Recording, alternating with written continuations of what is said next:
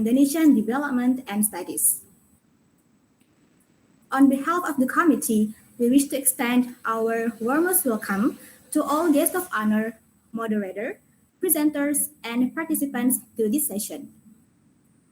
Ladies and gentlemen, this parallel paper presentation will be delivered by 5 teams of presenters under the theme International Waqf and Landscape. To begin with, we are honored to introduce Dr. Hidayatul Ihsan as our moderator for today. Dr. Hidayatul Ihsan holds a PhD in accounting from the International Islamic University, Malaysia. His research area is in Islamic accounting, especially Waqf accounting and governance. He published many articles related to Waqf in academic journals, book chapters, newspapers, and also presented his research in Waqf at many seminars, conferences, and symposiums. Currently, he is one of the WaCIDS advisors. He also serves as the postgraduate coordinator, applied master in Accounting Information System Polytechnic Negeri Padang. In addition, Dr. Ihsan is a member of Institute of Indonesia Chartered Accountants, Syariah Accountants Compartment. Dr. Ihsan also used to serve as a member of Indonesian Waqf Board West Sumatra, and he is one of the founders of Lembaga Waqf Polytechnic Negeri Padang.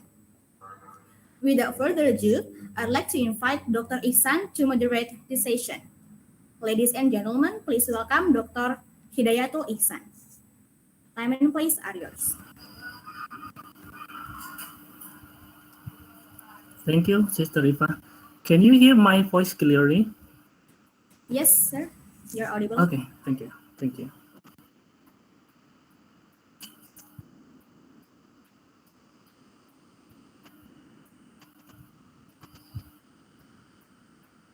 Bismillahirrahmanirrahim. Assalamualaikum warahmatullahi wabarakatuh. Waalaikumsalam warahmatullahi wabarakatuh. Waalaikumsalam warahmatullahi wabarakatuh. Alhamdulillah, amin. Assalatu wassalamu ala asrafil anbiya'i wal mursalin wa ala alihi wa sahbihi rasulillahi ajma'in. Professors, distinguished speakers, ladies and gentlemen, Alhamdulillah, I'm very honored to join you in this very prestigious Waqf conference to share our experiences, our knowledge and insight regarding Waqf around the globe. I'm Hidayatul Ihsan, the representative of WaCIDS.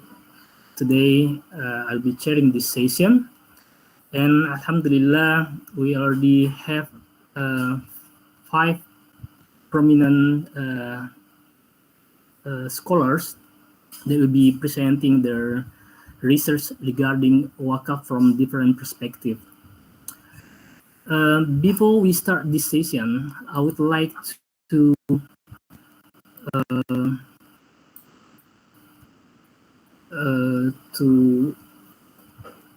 introduce some general instruction regarding this session. So, wait a minute. I have to go through this text.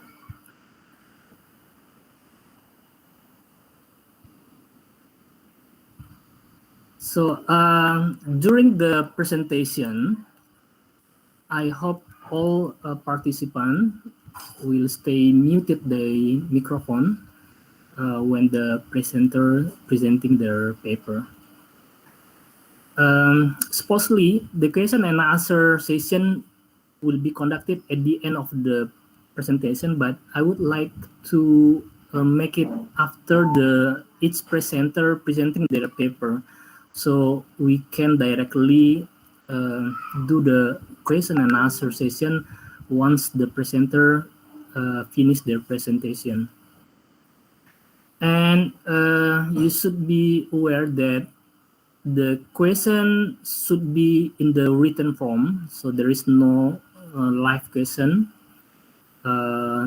through the microphone, and each presenter will be allocated 15 to 20 minutes for presenting their paper. So without further ado, let we start this session with reciting Suratul Fatihah.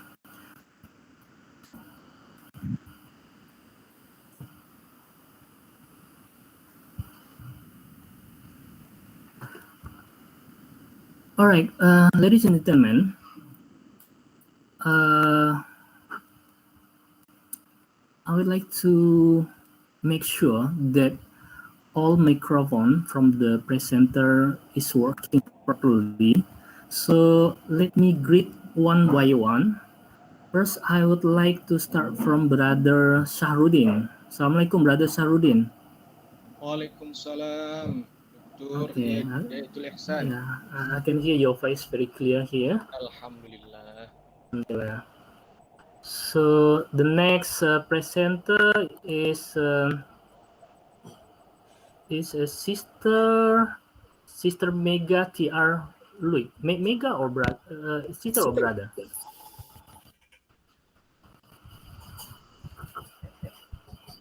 Anyone from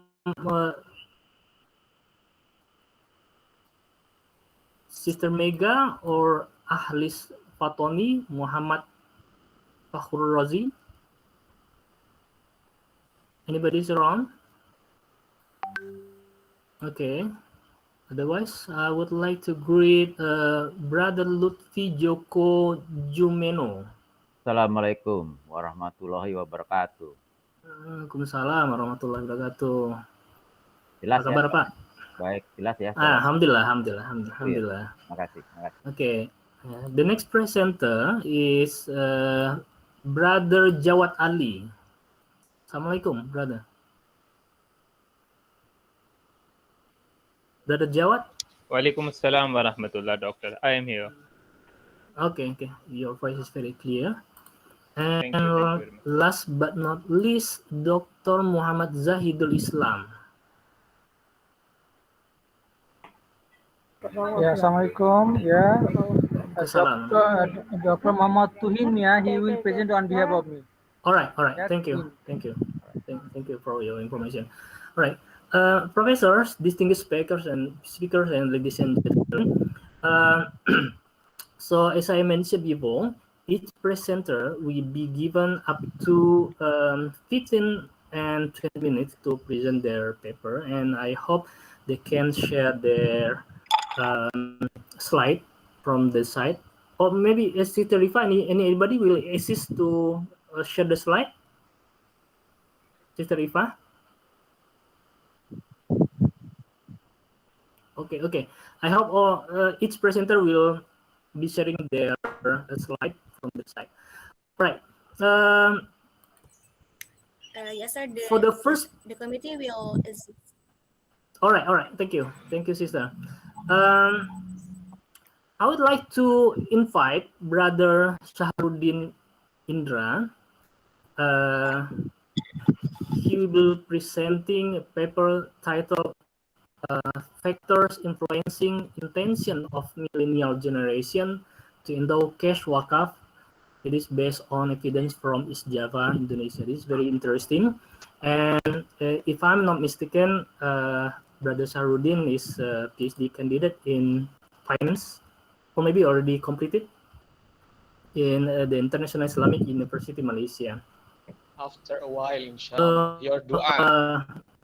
Inshallah. I mean, without further ado, please welcome Brother Sarudin. Pardon. Thank you very much for our distinguished moderator as well as our Master of Ceremony, Sister Ifa, and all the presenters, professor and doctors that I really interesting to present our current research about the factors that influencing intentions of millennial generations to endo cash waqf. This research actually taken place in the East Java, Indonesia. Why it taken in the island of Java? So the slide might be clearly what the reason why we choose the island of Java to take the research. Next slide, please. All right. This for all information that Indonesia has many islands, and we have actually 5 big islands in Indonesia. But fortunately, the Java Island is the most of population that they live in the Indonesia country. We say in the island of Java. That's why we focusing the research on the contribution for the millennial generation at the Java Island. Next slide, please. Yeah, these several facts about Indonesia. This is the recent official statistic news taken for 2020. The fact is, Indonesia population nowadays per September 2020 is about 270 million people.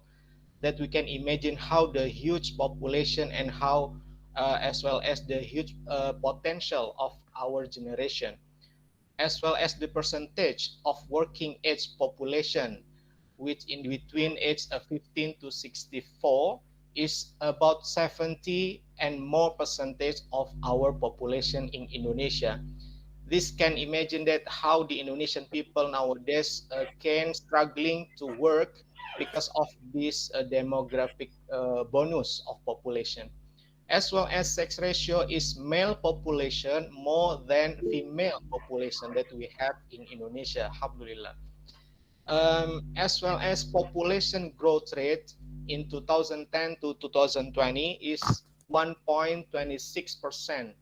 However, this lower than before 10 years ago that it come to 1.49%. And another facts about Indonesia is percentage of elderly population is around 9.78%, which more than before 7.59%. Next slide, please. Yeah. According to population by generation, taken the data, the newly data by 2020, according to William H. Frey classification, he classified the generation into pre-boomer, baby boomer, generation of X, millennials, as well as generation of Z and post generation of Z. So based on the data that public in this 2020 data, the millennial taken the second largest population by generation, which the data is 25.87%, which means that the potential of Waqf from the millennials we can derive in terms of capital, for example, even though we know as the millennial at this age, which they were born between 1981 to 1966, which currently they have the age 24 to 39 age. In this range of age, they are most of them are productive in the industry, as well as in the working place. So we can hope that they can contribute in the cash wakaf, for example. Next slide, please. Yeah, from the population composition by generation that we have in Indonesia, we can share the millennials and Waqf. Yeah, the census statistic agency shows that the largest composition of the population by generation group in 2017 is millennial, that we can stress the composition of generation. The millennials take an important place for us in Indonesia, like a demographical bonus. So the largest millennial population is on the island of Java, that we know that half and more population are live in Java Island for Indonesian country, which is estimated to have 45 million people in 2025. This is actually the huge number, even though this only single population of millennial can reach more than Malaysian population, for example.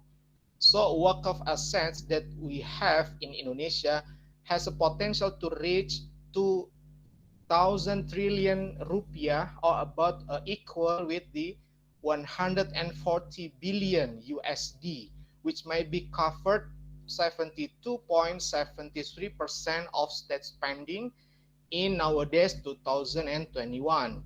So cash wakaf can potentially be collected. It amounted to 117 trillion rupiahs, or equal to 15 billion USD annually, which equivalent to 3.4% of Indonesia's GDP.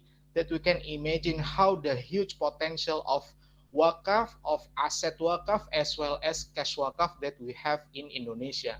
Next slide. Yeah. So in these circumstances, we have a gap that we see many of idle assets laying in Indonesia without any proper management. But in other hand, we have also nowadays a demography bonus, like what Howe and Strauss said, that millennials characteristic has 7 characteristics. First, millennials are distinctive, protective, confident, teamwork orientation, conventional, risk taker, and achievement mind. This, according to Howe and Strauss, these all characters of millennials might be, we can use them or their potential characteristic to build and develop this idle asset of wakaf. That's why this research are focusing on the factors, how actually they can contribute to endo in cash wakaf. And the next slide, we can see the theory of planned behavior from the millennials. Next slide. This we have run the frameworks of TPB, theory plan of behavior, attitude, subjective norms, perceived behavior control, and we add the level of education. Why we add the level of education in this term? Because of the millennials in Java Island, especially in the East Java, they are less of education, according to the millennials. So we got the 120 millennials according to several places in East Java. So we got the behavior intention, and the last the behave, how they can contribute to cash wakaf. So this next slide, we can see the result and some conclusions. The result indicates that there is a significant effect between the attitude variables on behavioral intention in cash wakaf. This shows that the millennials generation has a positive view of cash wakaf. This is the good info and the good start for us, which means that the better a person's attitude toward cash wakaf, it will increase their intention to chip in cash wakaf. And the second result, this study found that there is a significant effect between subjective non-variables on behavior intentions in cash wakaf. This indicates that the greater the social pressure experienced by the millennial generation in cash wakaf, it will increase the intention to contribute to cash wakaf. Social pressure can come from their family, friends, teachers, as well as social environment. Next slide. This is the last slide. The result and conclusion of this research, the result indicates that there is a significant influence also between the control behavior variables on behavioral intention in cash wakaf. This indicates that the greater the perceived control behavior variable in the form of ease and ability to perform cash wakaf, it is estimated that the stronger the intention of the millennial generation to endow through cash wakaf. And the last, this study documents that there is a significant also between the variable level of education on behavioral intention in cash wakaf. This means that the higher a person's level of education, the greater the opportunity, because they are able to manage information of wakaf, or especially about wakaf, that is well received and will form a good public understanding of cash wakaf. So this is our last presentation, Dr. Hidayatul Ihsan. Maybe you can face the question after this, or maybe in the last of all presentation. Thank you. Assalamualaikum warahmatullahi wabarakatuh. Waalaikumsalam warahmatullahi wabarakatuh. Thank you, Brother Sahrudin. This very interesting presentation regarding the intention of the millennials to donate through cash wakaf. So I invite all participants to address the question to Brother Sahrudin regarding his research, and you can write the question in the chat box.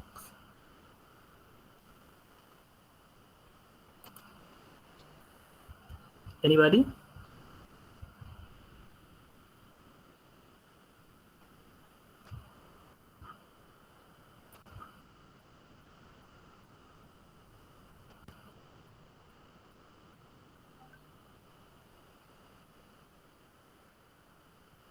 All right.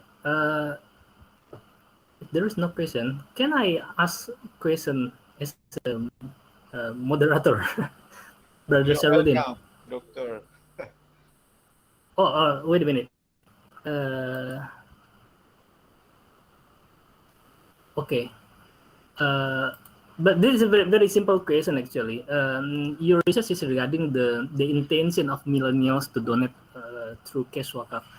But are you aware that do they really donate? Because it is about the intention, right? But do they really donate? Okay, I think I should answer with the next paper, Dr. Hidayatul Ihsan, because Oh, yeah, this is like a parallel research that we have. Why actually this is the like for research before we go into the next research that we can answer your hmm, question, because now we do after we got the factors what they can aware about cash wakaf. So now recently we also in the research after we saw that four factors that mhm. are they really to donate through cash wakaf? That I think the next research can Yeah, answer yeah, your yeah, question. Thank you, Dr. Isan. yeah. Yeah, because it is. I think it is interesting fact that when we know the millennials have a positive impression, positive perception towards cash wakaf, right? Yeah. The further question is that whether they really donate themselves or not. Mm. And Okay. the key point in this research is about the education. How actually the level of education beside the three factors that Ajazen proposed to us in the theory plan of behavior. Mm, We stressing the how actually education can dominate the millennials to endow through cash wakaf. This is what we are stressing on yeah, yeah, yeah. several research that we have in this research. Thank you, Doctor. Yeah, I can agree with you more because during the keynote speech in this morning, we also heard that education is very important factor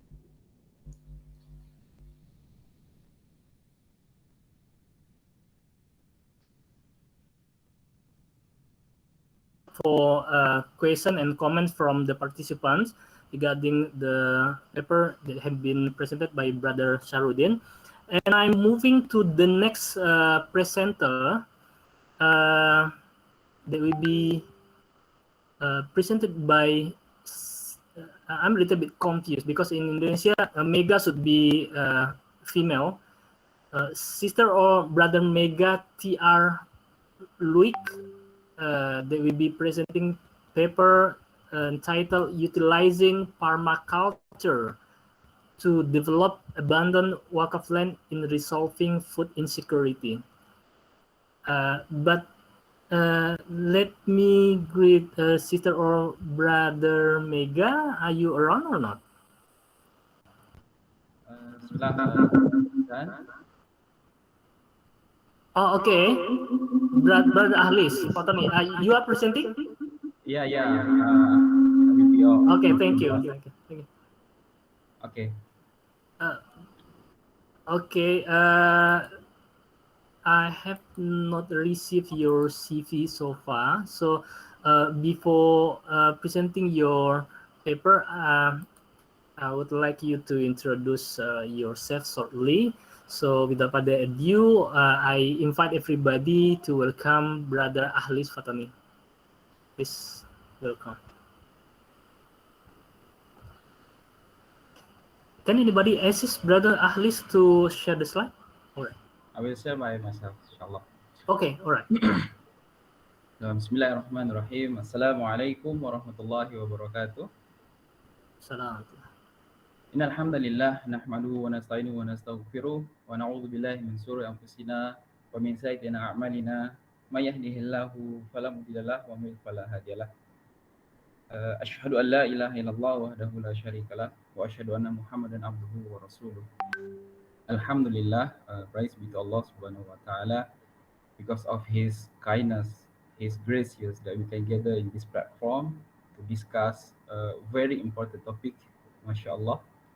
And we do not forget to say our salam to Prophet Muhammad sallallahu alaihi wasallam, his family and his companions that are working hard to do a da'wah, and then Islam reached us until today, alhamdulillah. So first of all, on behalf of our team, me, Ahlis Fatoni, inshallah will present our paper entitled Utilizing Permaculture to Develop Abundant Wakaf Land in Resolving Food Insecurity in Indonesia. But before that, um, just now Dr. Isan asked me about my profile. I'm just a student, still a student, same what we call institute in International Institute of Islamic Banking and Finance (IIUM). So that's all for my short profile, Dr. Hassan. So we can go next for the next slide. Inshallah, at this opportunity, we also would like to thanks to Global Waqf Conference that allowing us to present our paper and accepted our paper. So, inshallah, our paper will discuss this item. First of all, is about introductions. Second is Islam, Waqf, and agriculture. The concept of agriculture in Islam, development of agriculture in Islam, food insecurity, and then uh, I'm not sure if everyone already heard about is about permaculture. And then the next one is about the purpose model regarding the Waqf and permaculture, and the last but not least is about the conclusions. So, Alhamdulillah. Okay. Introductions. Before I call explain or about this data, in Islam, land is playing what we call a very important role regarding the civilizations. For example, land is a natural resources that should be used productively as part of humanity's responsibility to prosper the earth. Productive land is a beneficial not only for meeting human needs, but also for maintaining the balance of natural ecosystem. So unfortunately, as the data shown on my slide, that in Indonesia itself, there are 41.80% or equal to 22,000 hectares are still idle or maybe not managed well, as mentioned by Dr. Saharudin, and still uncertified. So this is a challenge in Indonesia. That's why if we look into the problem as facing as Islam, that today is very what we call has a big populations.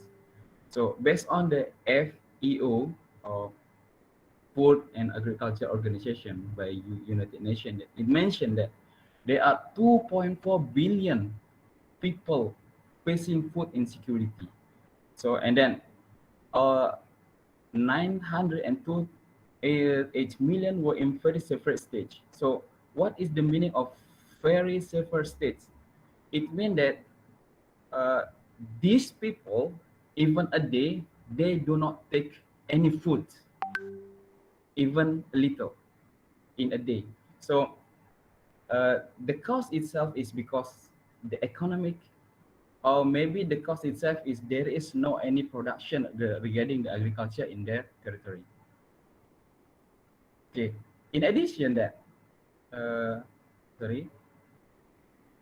In addition, if we talk about the SDGs, which is the second goal of the SDGs is the zero hunger. But in reality, each year there are 10 million people who are feel hunger every day. Even because the COVID corona last year, there are 60 million people who are in hunger. So be more specific in Indonesia, 16.7 million Indonesians are facing the food insecurity. Just like I mentioned before, maybe they didn't take any food even a day.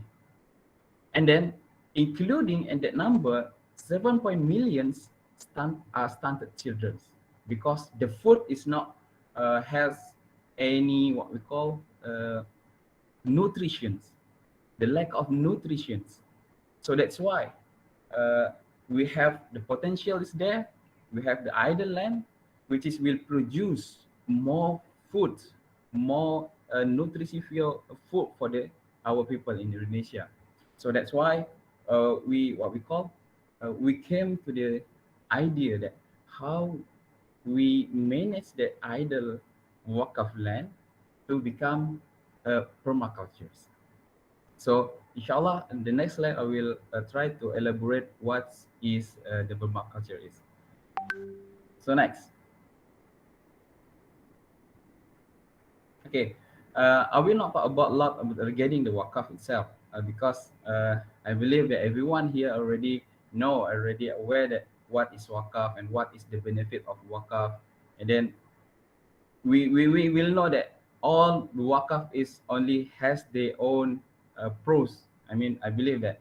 So I will jump into the agriculture itself because this morning, if not mistaken, our dear speaker talking about how we utilize the Waqf, how we managing the Waqf into or what we call move it into the asset, a business, etc. But here, our team talk about the priority. When some of our dear Muslim brothers and sisters still lack about the food, even they cannot eat something a day. So now we began to what we call propose priority things that it's supposed to be that we are as a Muslim brother and sister provide them, help them for food that they can eat. So in the history of Islam, we said that uh, even the first wakaf is we can say it relate to the agricultures because at that time Rasulullah Sallallahu Alaihi Wasallam got a piece of land which is there are orchards and gazetted on that kind of land. Even at the time of Umar bin Khattab radhiyallahu anh, he tried to maximize the function of the land itself. So, and then as for today, is there any example for the Waqf and permacultures? Yes, we have. For example, in if I'm not mistaken, in Medina, it was a Raji Waqf founded by Sheikh Saleh Abdul Aziz. He has a land of Waqf. Even if I'm not mistaken, it is the largest what we call palm date agricultures, and all of them is a Waqf land and agriculture. As for Indonesia, I put here as for example is Bumi Langit was established in 2014, if I'm mistaken. It is a Waqf institutions that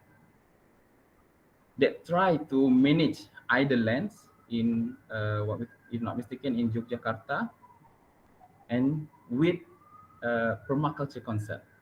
So with 3 hectares of lands, the institute is working together with the people from surrounding neighborhoods, and then they do permaculture agricultures, and then I'm going to say that permaculture itself is free from all the chemical, free from all the artificial fertilizer, pesticide, GMO, and then it will comfort or they will try to plant it naturally.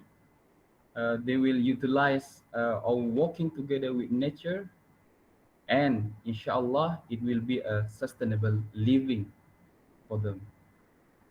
So moving forward into the concept of agriculture in Islam. I believe that everyone here always heard azan because if we live in Indonesia, Malaysia, inshallah, where we live surrounding the masjid, and then we will heard about hayya alal falah. So I'm not sure if everyone here already know that the Arabic term of farmer itself is falaha, falahur. So in Arabic language, agriculture, okay, can be translated as a filah, al-filaha, which is derived from the word falaha, aflaha, yuflihu, meaning victory, success, luck, and true happiness, just like in our azan's command. So al-falah and its derivation are mentioned at least 40 times in the Quran. Muflihun, same meaning, same root word as a falaha, al-falaha in the Quran, referred to the guided and successful people in worldly life and hereafter. So interestingly, just like I mentioned that, sorry.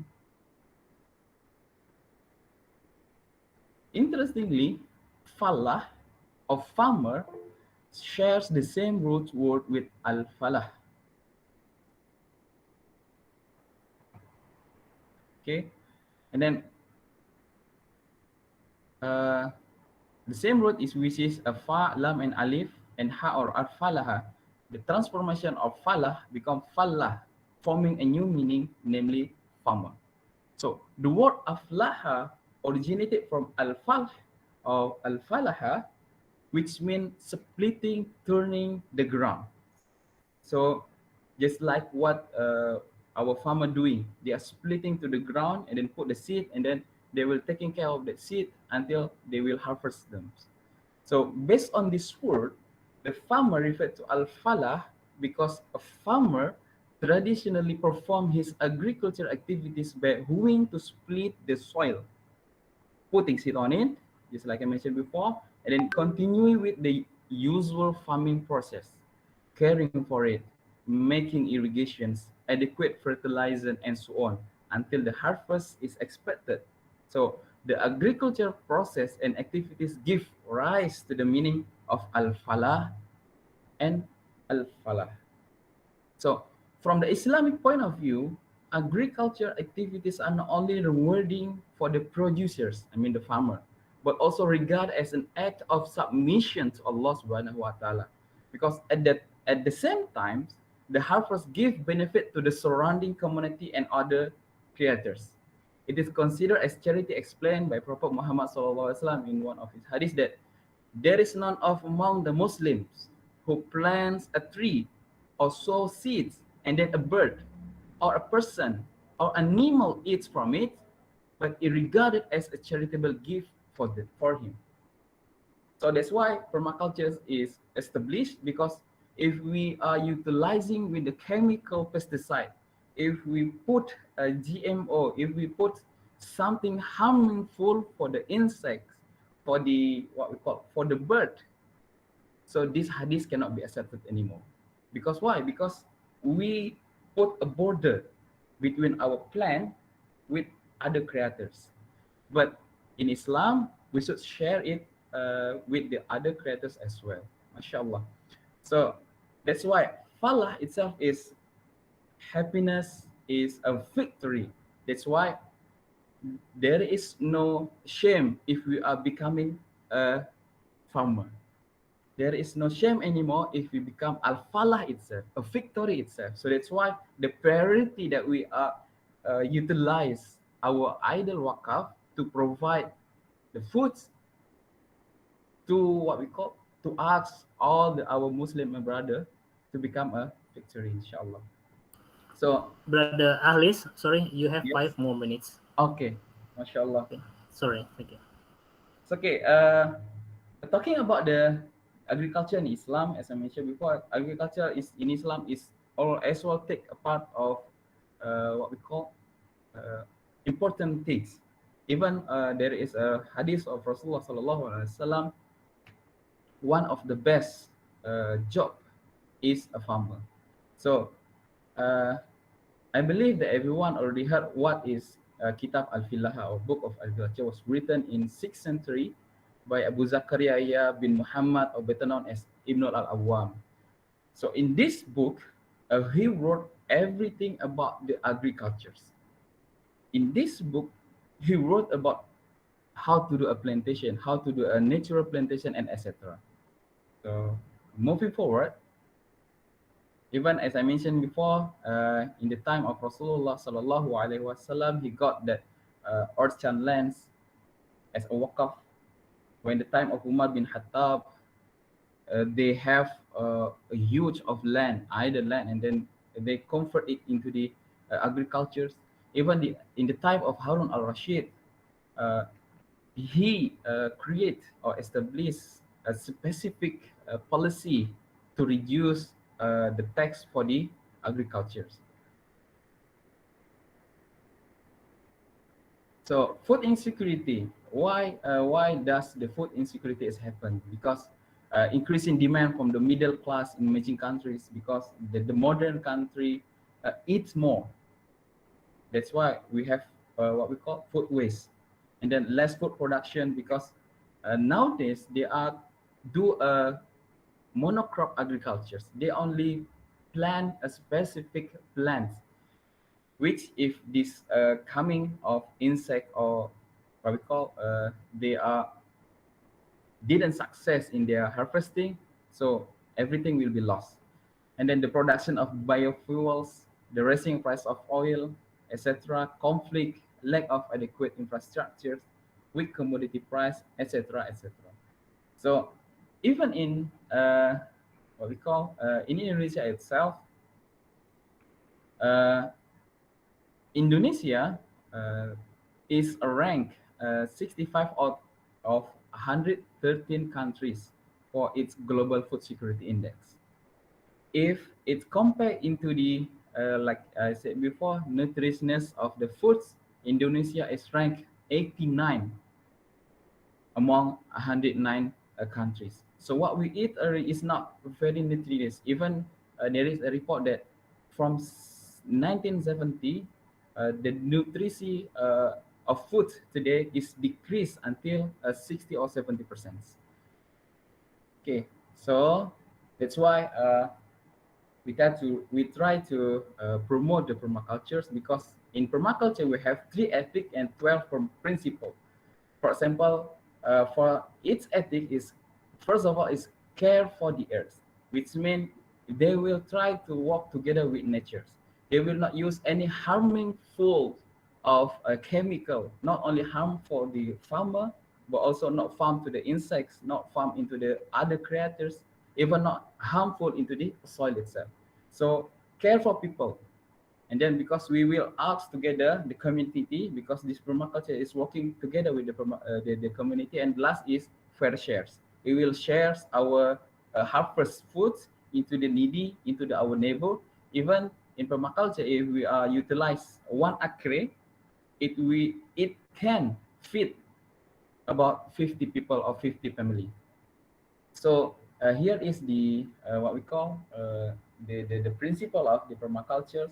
So permaculture is integration of permanent agricultures and permanent cultures, which means once you put it there, we will divide something plants. We have a biennial, annual, even we have a short vegetable that we can harvest daily in the future. And then our purpose model is, first of all, is Indonesian Waqf against your BWI, working together with Permaculture Institute or community that already there in Indonesia. They will try to communicate where is the Waqf, idle Waqf land is lies, and then they will communicate, and then they will try to make sure that they can what we call manage that idle Waqf land. So the Waqf land itself can be derived from individual, organization, or companies as a Waqf. And then as for the crowd fund or cash Waqf, because in permaculture we do need a new capital. For example, to build a house for the caretaker to live there, or maybe to buy what we call to buy or to rent heavy machines, not to be heavy machine, but how to walk with the natures. And then after that we Brother Alice, yes, you have one more minute to okay, conclude your presentation. and then we will have, or we will do our permaculture projects after we harvest.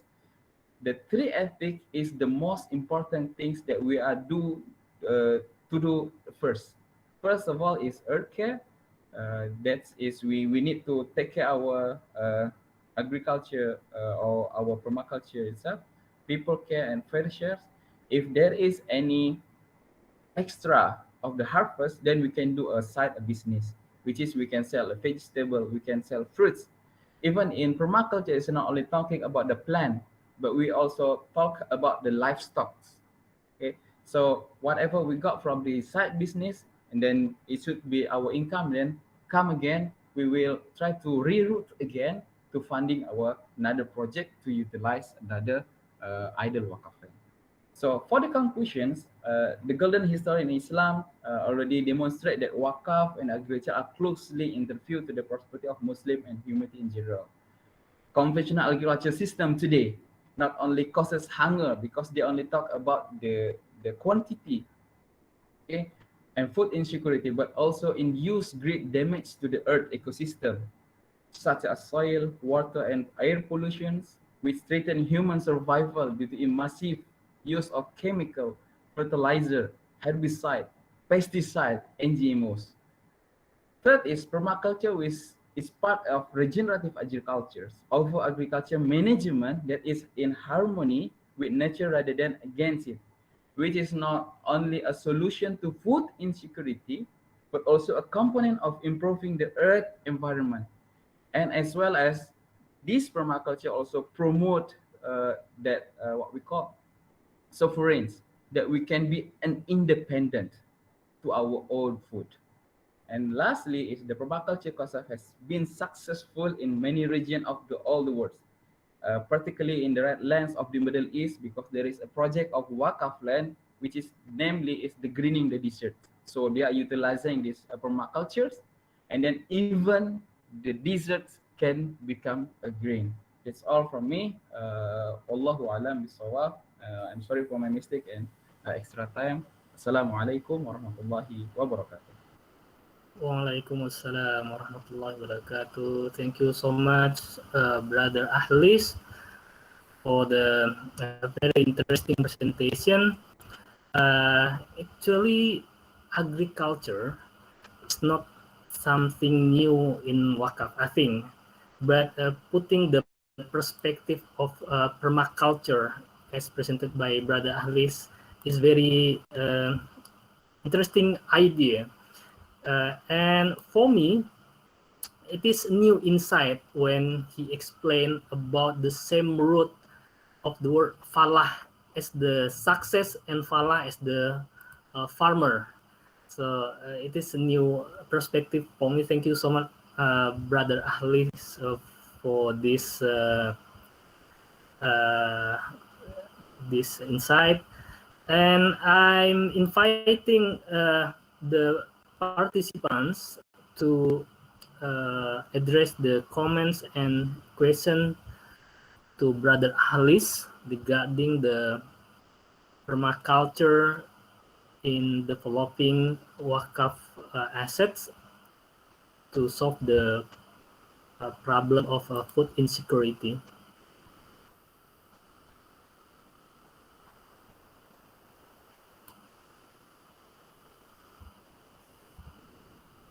Anybody?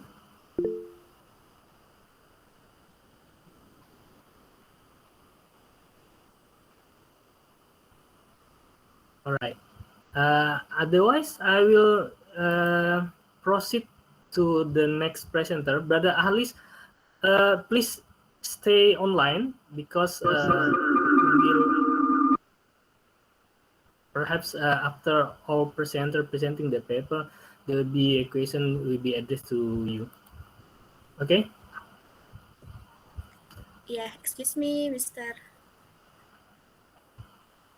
Yeah, Sister Rifa. Yeah, there are Anything you want two to... people. Yeah, raising their hands. Perhaps you want to ask questions? Oh, they want to ask the question directly, or No. they don't want to write in the chat box? Yeah, Mr. Hassan Feli. Raise. Okay. It's fine. Muted. Hello, can you hear me? Okay. Assalamualaikum. Yes, we can hear you. From South Africa. Yeah, please. Okay. Can you hear me? You want to address your question to? Yeah, I can hear your voice. Yes, I just want to address a question and I want to take it a little further. Can I continue? All right. To Brother Ahlis. Yes, I mean, very interesting, very enlightening. But I think what we should now consider and also look very closely is opening up a farm or agricultural universities. In other words, we have a school and we have a large plot of land where the students will then work on those land to make it sustainable for themselves to feed. and also to feed the local community. So we'll have pockets of institutions, and we'll have land there where we can use that, the work of land, to able to maintain us and find ourselves feasible. Do you understand what I'm saying? Yes, Dr. Hassan. It's very interesting, mashallah. So that's why permaculture also uh, bring that kind of objective, because they want to try to local. They want to try to provide food for the local community. Because if we talk about the profit, we'll try to maximize the function of the soil, and then we make it hard work for the soil itself, for the farmer itself. Even today, if we talk about the agriculture, if we talk about the farmer itself, uh, maybe there are some of them who rich people because they got a lot of money, but in general, a lot of farmer is still live in the poor line, because Alright. who are the rich persons? They are the entrepreneur, they are the seller. So that's why we cannot do Alright. a I think maximization what profit on the agriculture. Thank you, just Dr. one more Hassan. point to take further. What is important is that realize that in the new 21st century, food is a very important commodity, more important than oil and everything else. Now, we know, and we're not going to go into debate, but there is this world conflict, and there is this world ideology that is fighting the food and be able to control the food. We Yes. can maintain the food by being healthy from the own ground, so it is free Sure. from chemical pollution and everything else, and we're giving people dignity. I always say, don't give the man fish, give him the rod. Okay, Agree with so that. let's feed our young children, let them work the field, and let them study. Thank you so much. Lastly, Dr. Hassan, if I may comment, may I, Dr. Ihsan? Yeah, sure. You can respond You, for the one. okay. Thank you very much for your comment and insight for Dr. Hassan. Same. We a Muslim, so teach our children to become independent, to teach them how to survive. For example, as Dr. Hassan said, that in the future, food is a very important goods or products.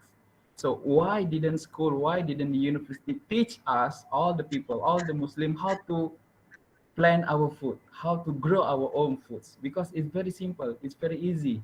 Inshallah, by the help of Allah Subhanahu wa Taala. Thank you very much, Dr. Hassan. Barakallah fiqh. MashaAllah. Thank you so much, Dr. Hassan, and also Brother Alis. Anyway, Sister Ifa, do we still have time for this session, or can I move to the next presenter? Because I saw there is a question actually in the chat box, and also Madam Surayati raised her hand. Should we allow her to ask the question?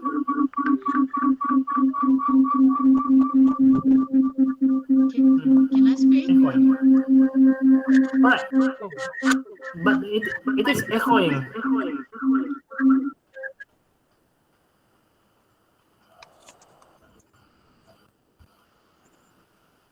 Yeah, you can open your microphone, I think, because it is muted.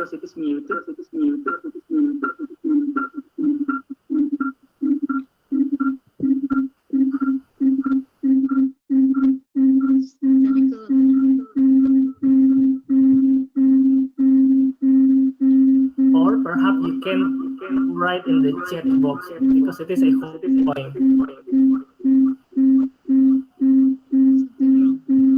Yeah.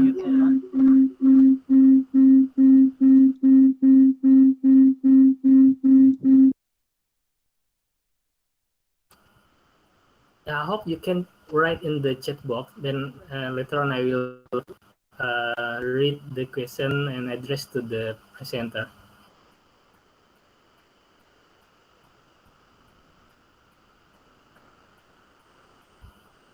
You are still muted. Can you hear me? Yeah, but it is echoing. How do I do it?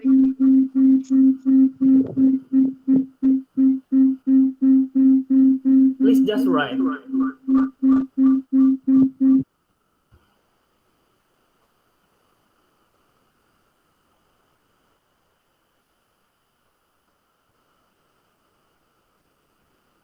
Okay, I'm so sorry, Madam Surati. You write the question in the chat box, and then later on I will read the question for you. And at the meantime, allow me to proceed to the next presenter. That is Bapak Lutfi Joko Jumeno and his co-author Fahrul Fauzi. He will be presenting a paper titled Innovation for Granting Land Rights on Waqf Land, Comparative Analysis of Legal Aspect of Waqf Land and Land with Right of Management in Indonesia. Let me briefly the CV of Bapak Lutfi. Mr. Lutfi graduated from the Faculty of Law, University of Indonesia, and he holds master degree in management from the Management Faculty of Economics and Business, University of Indonesia. Bapak Lutfi, are you ready to present your paper? Yes, inshallah. Okay, ladies and gentlemen, please join me to welcome Bapak Lutfi in presenting his paper. Please, Pak Lutfi. My voice is clear? Yeah, very clear. Assalamualaikum warahmatullahi wabarakatuh. Because of Allah Subhanahu wa Ta'ala grace, we can be here together. And salam and salawat to Prophet Muhammad Sallallahu Alaihi Wasallam with his family, companion, and all Muslim Umrah in the world.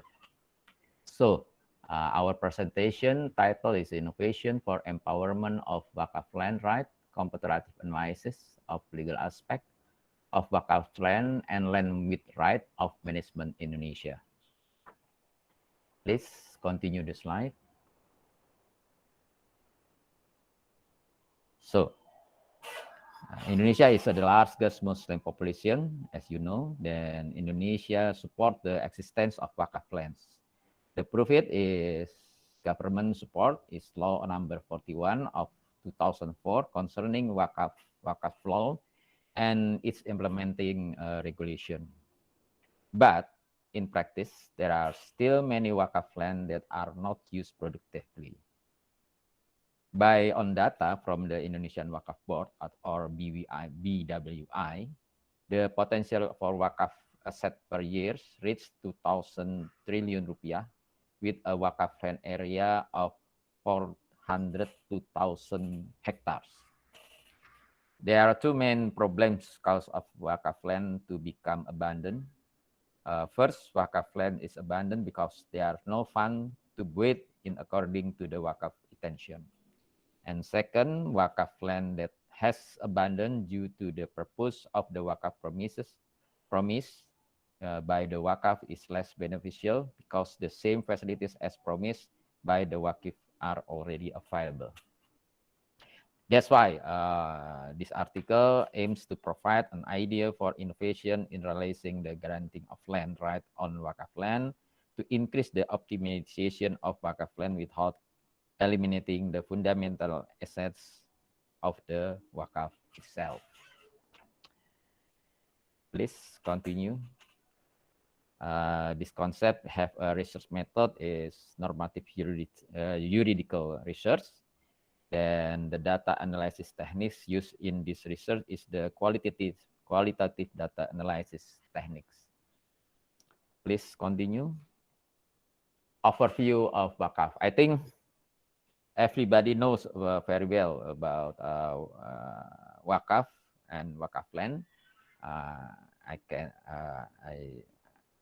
think we can continue to the other slide. Now, when we saw the land law system, compare with Malaysia, Singapore, and Australia, Malaysia has a land law principle we call accessi or attachment. But in Indonesia, land and law in Indonesia based on a customary law using the principle of horizontal shading or we call it horizontal separation. That's why the different law system we know between Indonesia and Malaysia. Then, okay, next slide. then the right is different too. In Malaysia, the land right only two is very simple: freehold title and leasehold title. But in Indonesia, quite complex. We know about primary right, include in primary right is right of management, right of cultivation, right of building, and right of use. And then secondary right, right of lease, right of production sharing, etc., etc., etc. In this case, we explain about a right of management, or we call it in Indonesia is HPL. Hak pengelolaan. Please continue the slide. Comparative analysis of legal aspect of Waqf land and land with right of management Indonesia.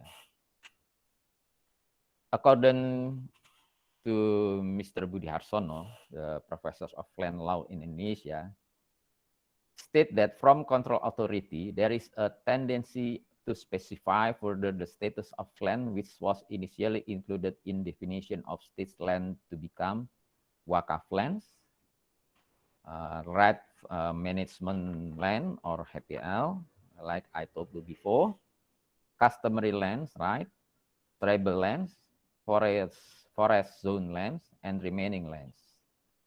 In terms of the power of control above, it can be seen that either the management land or the Waqf land details of state land. So why only on land with management land or HPL that can be grant other land rights? Because the Waqf land position and the right management or HPL have legal equivalence. Overall, the laws and regulation governing HPL lands can be applied to Waqf land. The concept of granting HGB or cultivation or building right on Waqf land is a strategic concept if it can be implemented.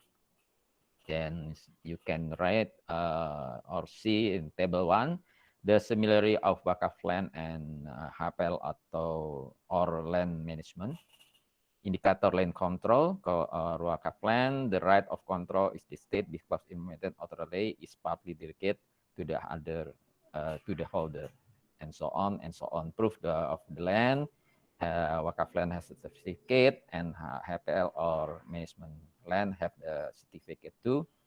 And the transfer of land non-transferable, land manager for the Waqf land is Nazir, but for the HPL government agency like state-owned companies and then other companies.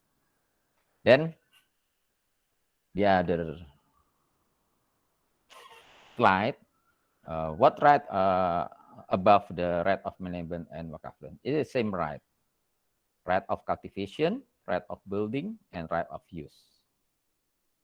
Because I told you before that it is similar position between Waqf land and right of the management land. So potential of innovation implementation on Waqf land.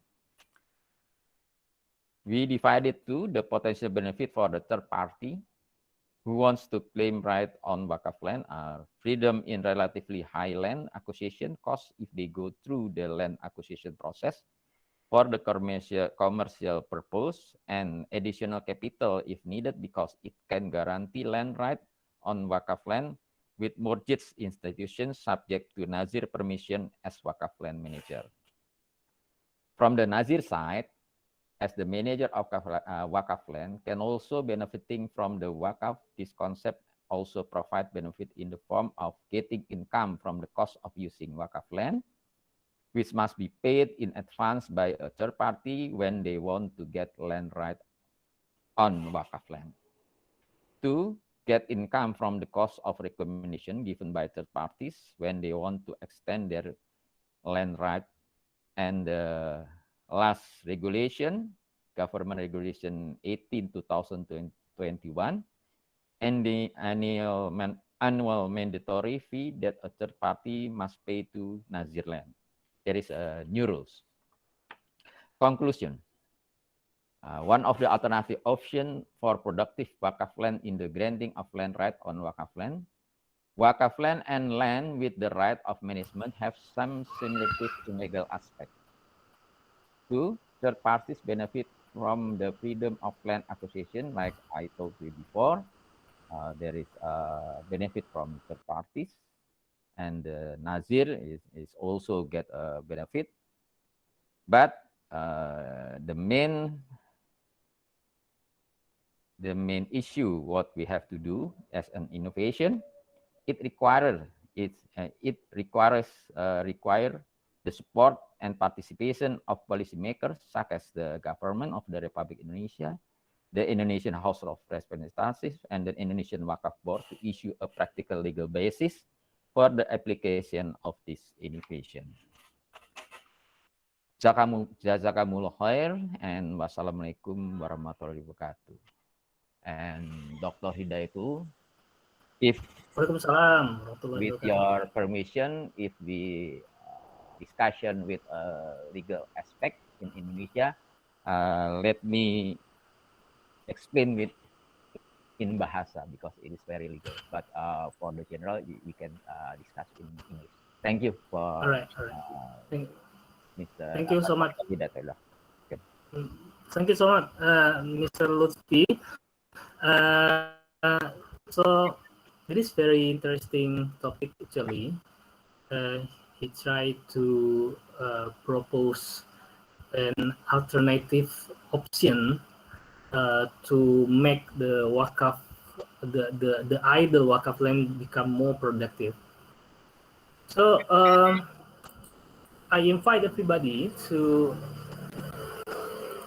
address the question regarding this topic to Mr. Lutfi.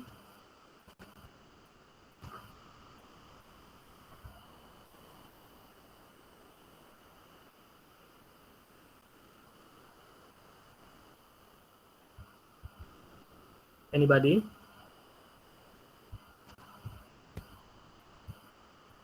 Anyway, Pak Lutfi. Yes. Can I ask you a very simple question regarding the model you propose? Is it the same with rent or ijara or something else different? Yes. We talk about the right of the LL, or in bahasa Indonesia we call it hak pengelolaan. Yeah. It is based on rental basis. Yes. No. The land itself, who has a right Waqf land or management land is a government or Indonesia authority. Then they give a power of authority to the Nazir or the state-owned companies, and then state-owned companies can issue the land of right, like right of building above the land management land. That's why the right above the management line is like it look like rent system. I think. Okay. All right. Okay.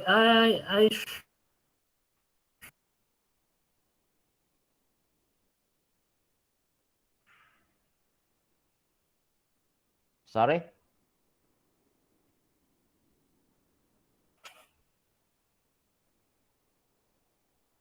They want to ask question. Sorry. There is I couldn't hear clear about your question. Sorry. Any question? Maybe my connection isn't Yes, the connection is not stable, I think. Okay, I invite Dr. Han to ask a question. Can you open your microphone? Dr. Hasan Feli, you want to ask question to Mr. Lutfi? All right, I'm opening. Can you hear me? Assalamu alaikum. Salam. Waalaikumsalam. Mr. Ludwig, there are three things in the Quran that gives us a responsibility. One is that we are Allah subhanahu wa ta'ala's vicegerent, right? Two is that we are stewards of this earth. Yes. Now, under stewardship,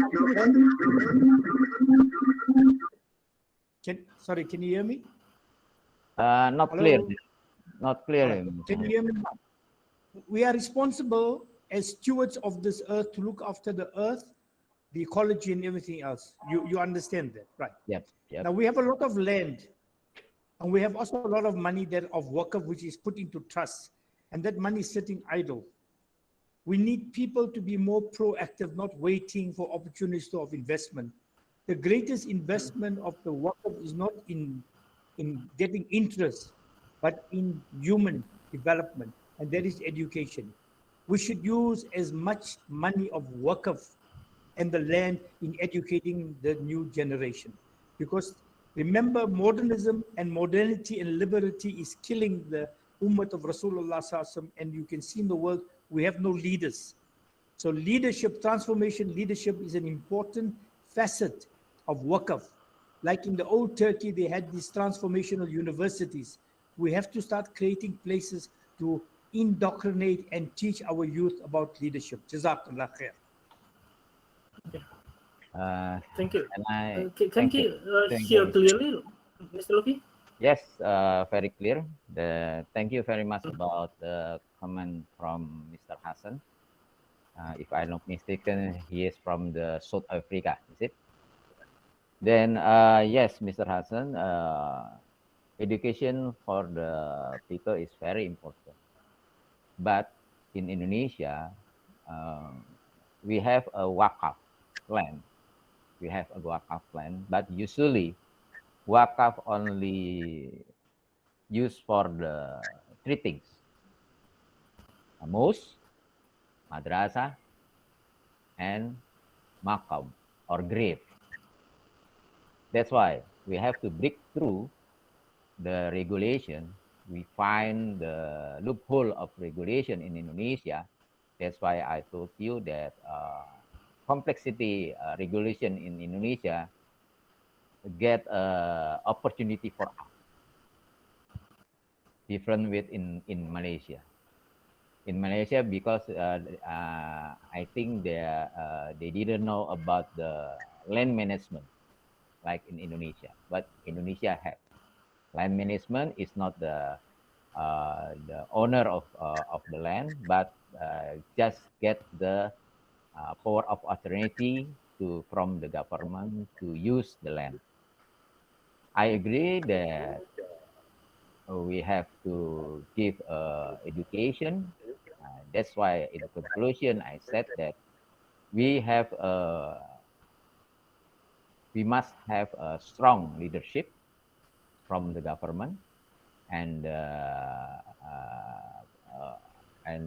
other institutional to make a regulation, and we try to implementing the concept to be a regulation in Indonesia. This is only a concept, but more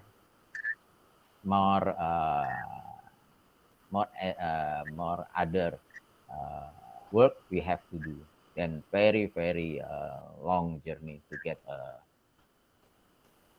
positive legal implementation in Indonesia. I think that is my question.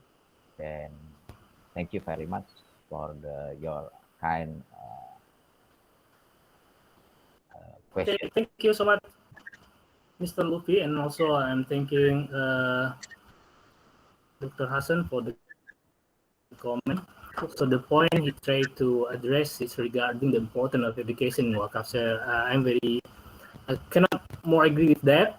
So in the chat box, I see a question from Madam Suryati, but I think this question is more related to the previous presenter.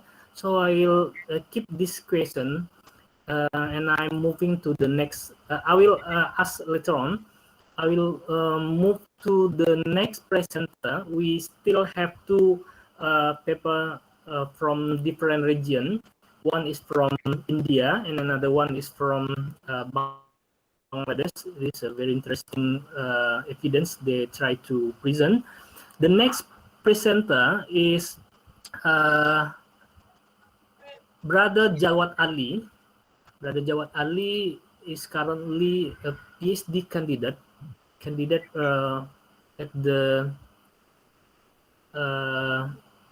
ICOL, International Islamic University Malaysia, and from his CV I can read that he authored a very numerous of Waqf paper, and he presented papers in conferences regarding Waqf and so on. So please join me to invite Brother Jawad Ali presenting his paper titled Management of Waqf in the Muslim Minority Countries. It is based on experience from Indian Waqf institution. Assalamu alaikum wa rahmatullah. Thank you, Dr. Salam. Alhamdulillah, wassalatu wassalamu ala rasulillah, Sayyidina Muhammad wa ala alihi wa mawala. So this is my title for the paper, Management of Waqf in the Muslim Minorities Country, Experience from Waqf Institution. Okay, can you let me to share slides from here? It will be easy for me to moderate from here. You want to share your slide? Yeah, please. Thank you. Okay.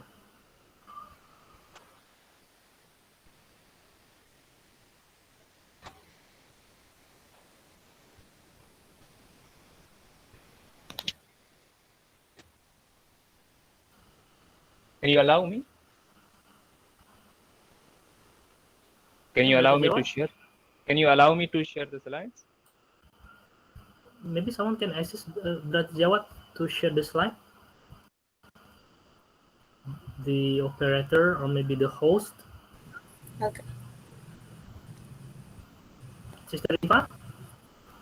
Anybody can Yes, assist Brother Jawad? Let me allow. Because Brother Jawad want to share about the period of institution in India. The next slide, please. Also, in this paper, we would like to highlight the issues and challenges regarding the Waqf institution in India. So, history of Waqf in India. This is the first chapter.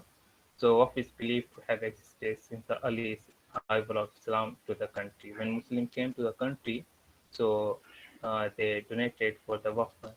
So there is a lot of discussion about the first created Waqf in India. Scholars are differ in this regard. So many scholars says that first Waqf created in India is the Charmina in New Delhi, and there are another view about the first created Waqf in India. Waqf institution flourished and developed before the advent of British colonial rule, and also in the Mughal Empire. The Waqf managed by the Muslim sultans benefited mosques, religious and educational institutions, general public and religious schools. So actually in this era, Waqf has developed abundantly in India. Next slide, please.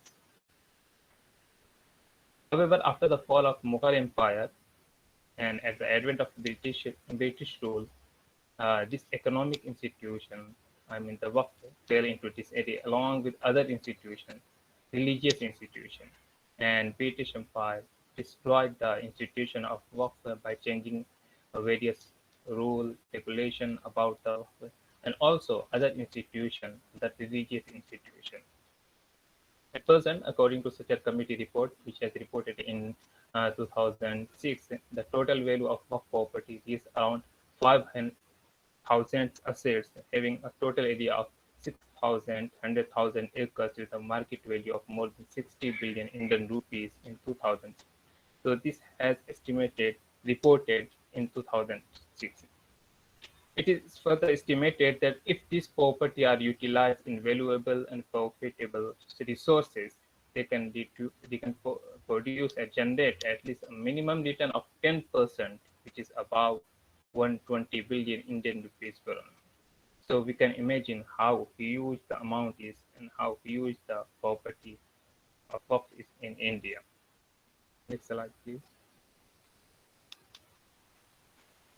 Administration of Waqf.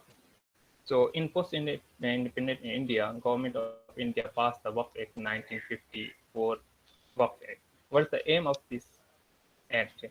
To better the administration of Waqf property in this country. After that, this Waqf Act 1954 was replaced by the Waqf Act 1995. At present, we have a Waqf Act 2013, 2013, which are in action nowadays. When Waqf Act 1954 was passed in the Parliament, so there was two bodies were created under this act. The first one is the central level Waqf Council, and the second one is the state Waqf Board. So on the upper hand, there is a central Waqf Council, and under the central Waqf Council, there is the state Waqf Board. What's the purpose of central Waqf Council, and what's the purpose or objective of Waqf Board? So here in next slide, we have discussed about the purpose Central Waqf Council. The establishment of the Central Waqf Council that was set up in 1965 under the Waqf Act 1954. So it was passed in 1954, but set up in 1965. So, but the sole purpose of Central Waqf Council is to advise the central government on the matter related to Waqf. So, the only objective of the Central Waqf Council is to advise and to suggest to central body or central government related to Waqf institution and Waqf board. The Waqf Amendment Act 2013 requires that council shall consist of 21 members, including at least 2 women members, and chaired by the Union Minister. The Act provides that Waqf Council greater power of supervision over the State Waqf Board.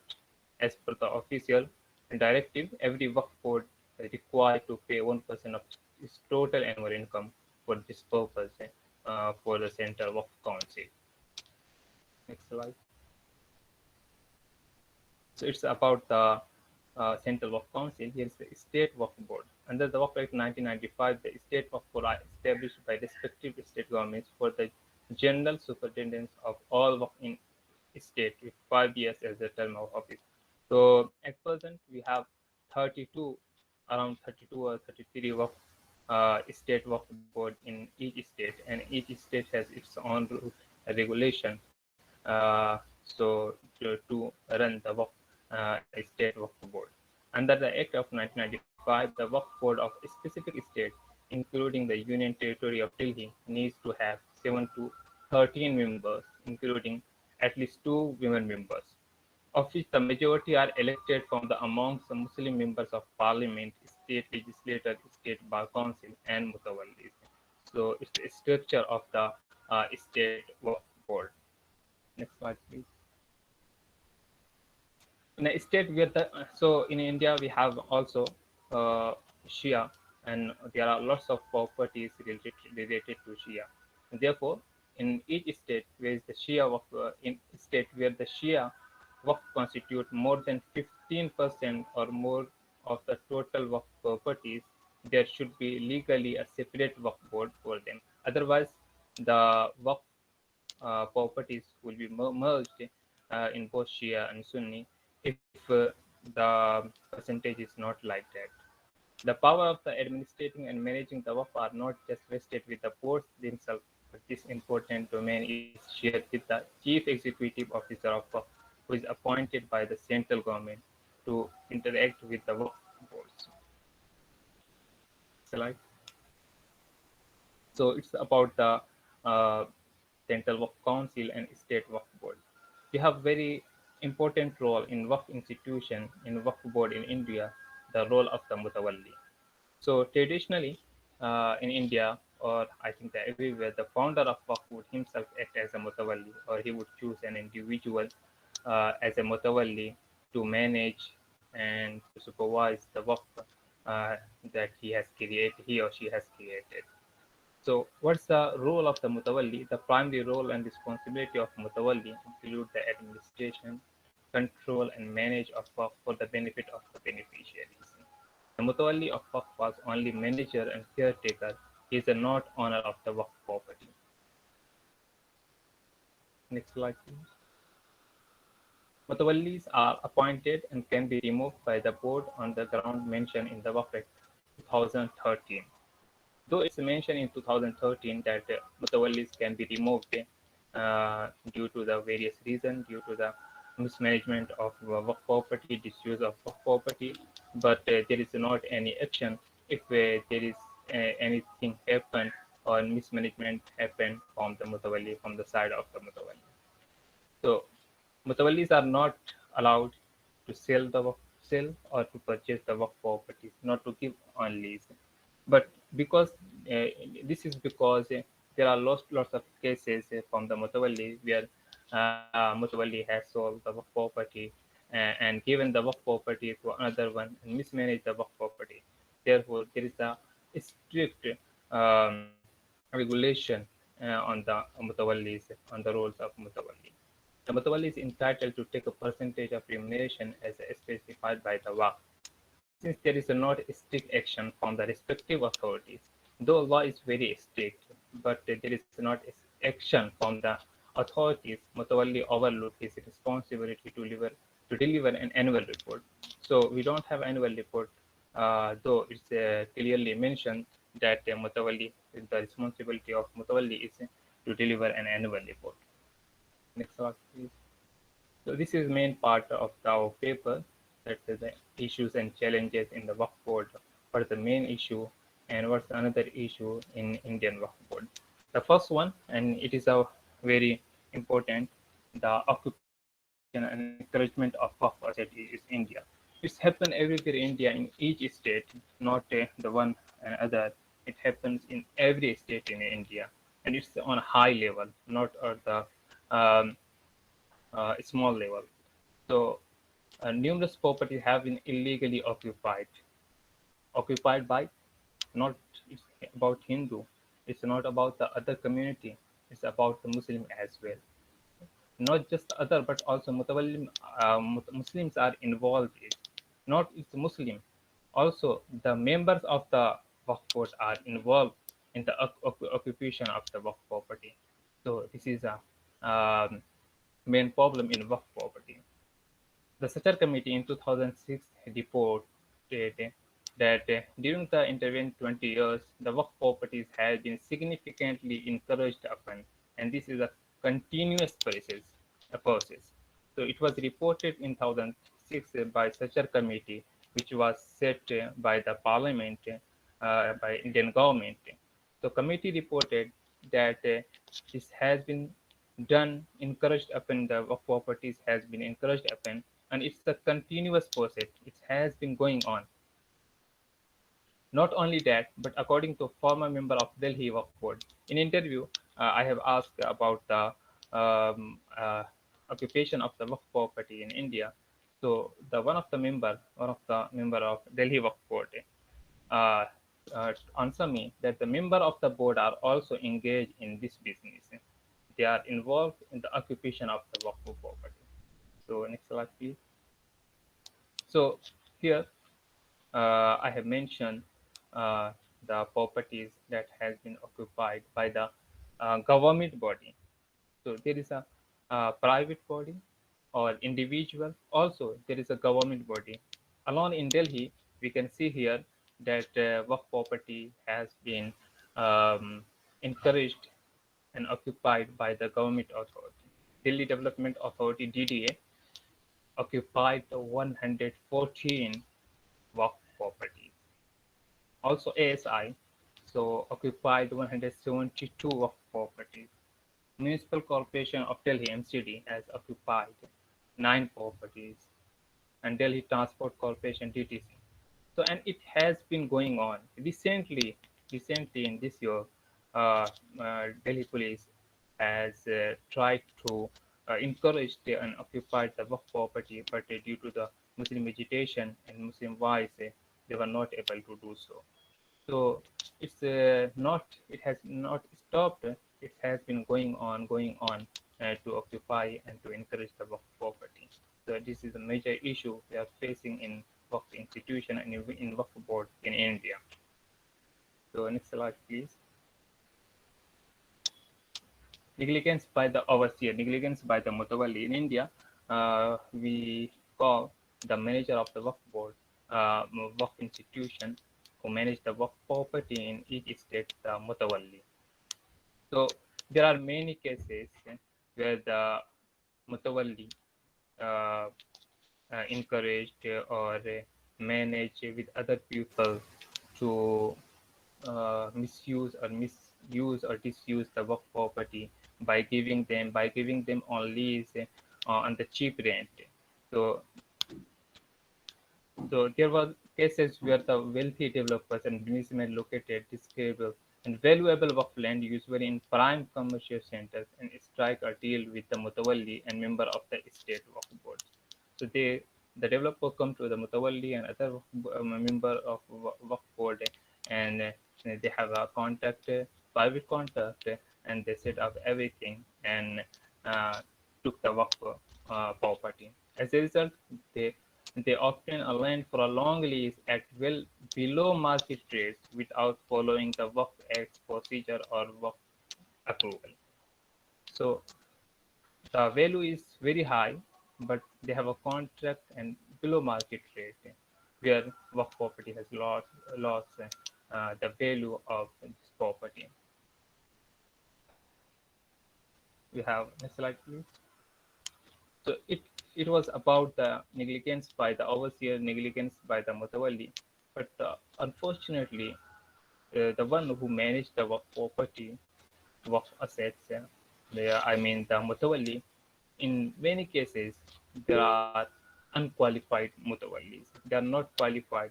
Even they don't know what is the Sharia and what is the role of mutawalli in Sharia and Islam. So they know about the Waqf law in India, Waqf law of India, but they don't have a basic knowledge of Sharia or basic rule regulation about the Waqf from the Sharia perspective. So it can be seen, Jawad, you have 5 more minutes. Okay. So it can be seen that the Waqf board are hampered by lack of the professional and technical knowledge in the management of Waqf institution. In some cases, Waqf holdings are administered by non-Muslim who lack the necessary qualification to handle such a business. So it's a very big problem. So if they are a Muslim, they don't have a knowledge about the Sharia, and if they are non-Muslim, so it's also problematic for the Waqf institution. Next slide, please. The condition of perpetuity in Waqf. So in India, since the Hanafi method is followed, so they are very strict about perpetuity. Therefore, they don't allow the temporal Waqf, or they don't allow share Waqf and something where is not the perpetuity, the condition of perpetuity is not met, they don't allow that. So they allow the cash Waqf because of the custom, because of the statement by the Imam Muhammad or by the Imam Zafar rahimahullah. Since India Hanafi school of thought is followed by the majority of Muslims, it is respected in Waqf law as well. Though due to the permission of cash Waqf in Hanafi school, Indian scholar also allowed it. However, neither they encourage it nor they allowed other types of Waqf in which property is not required, such as temporal Waqf, Waqf of user work, and etc. Next slide, please. Badal and Istibdal. So it's also very problematic in India because they the scholar says that perpetuity is main condition in Waqf. So if we have to replace or substitute the Waqf land and Waqf property, we must have to follow and we must have to see whether the condition are met or not. In this regard, Sharia scholars have been required to answer the following three questions. So it is asked in a conference. So is the Waqf code authorized to sell the isolated Waqf holdings and new Waqf properties can be formed in Muslim-dominated areas?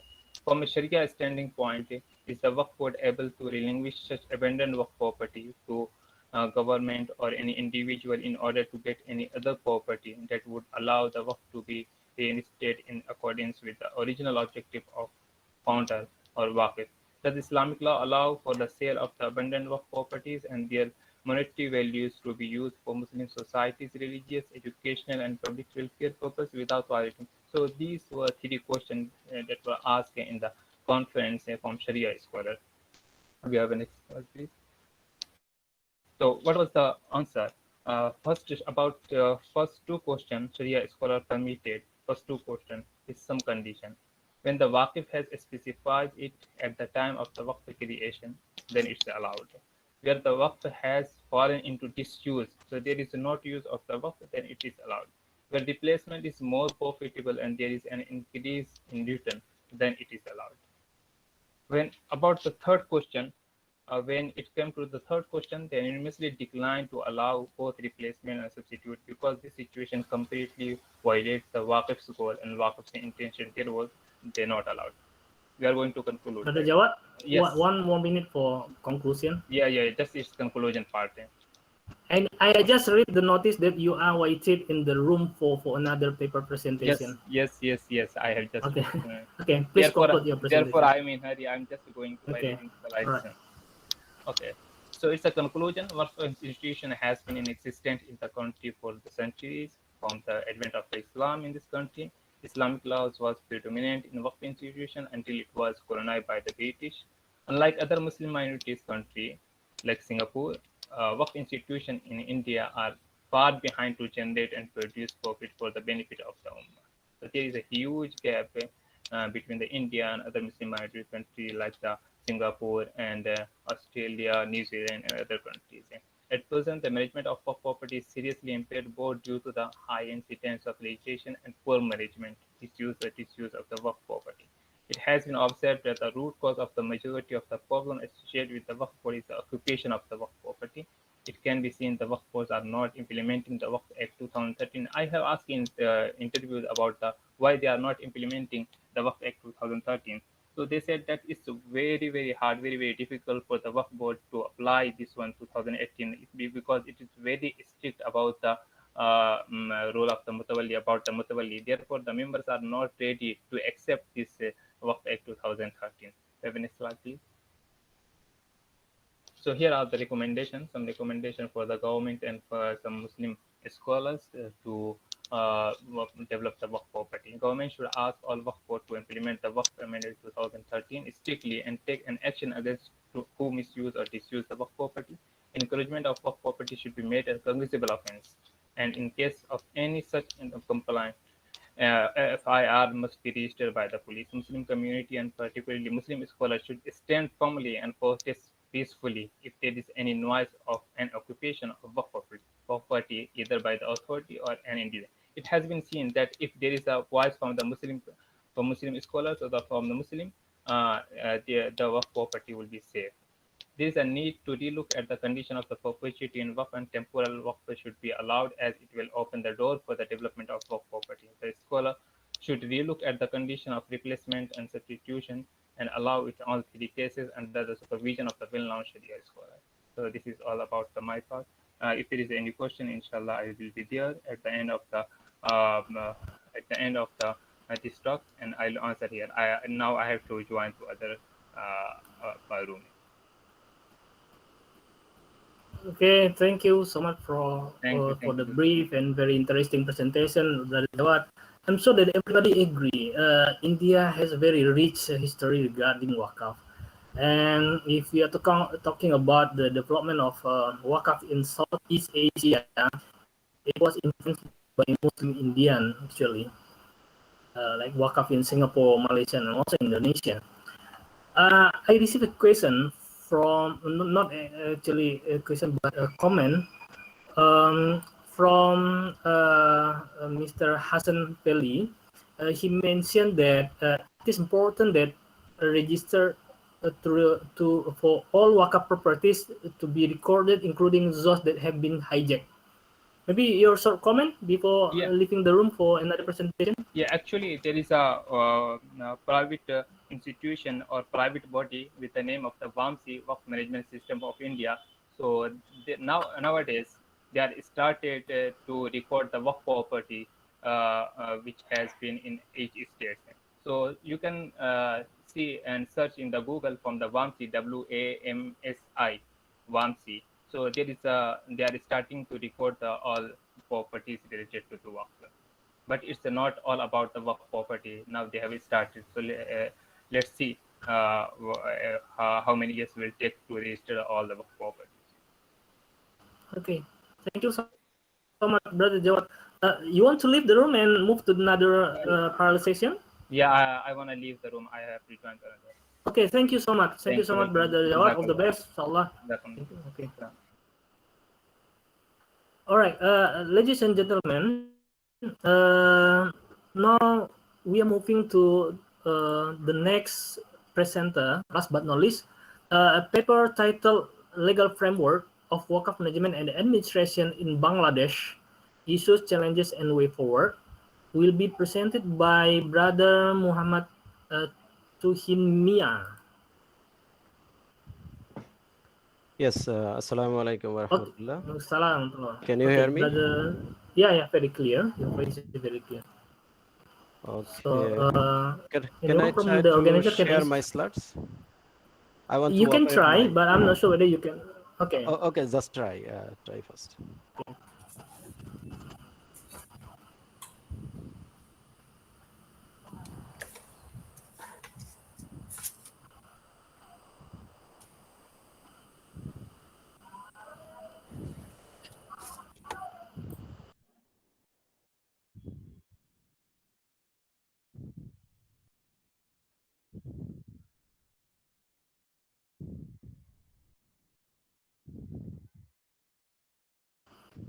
Can you share, brother, to him? Otherwise, we will let the organizer to do.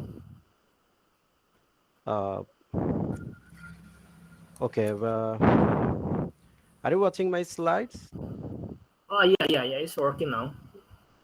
Okay. All right. Please go ahead.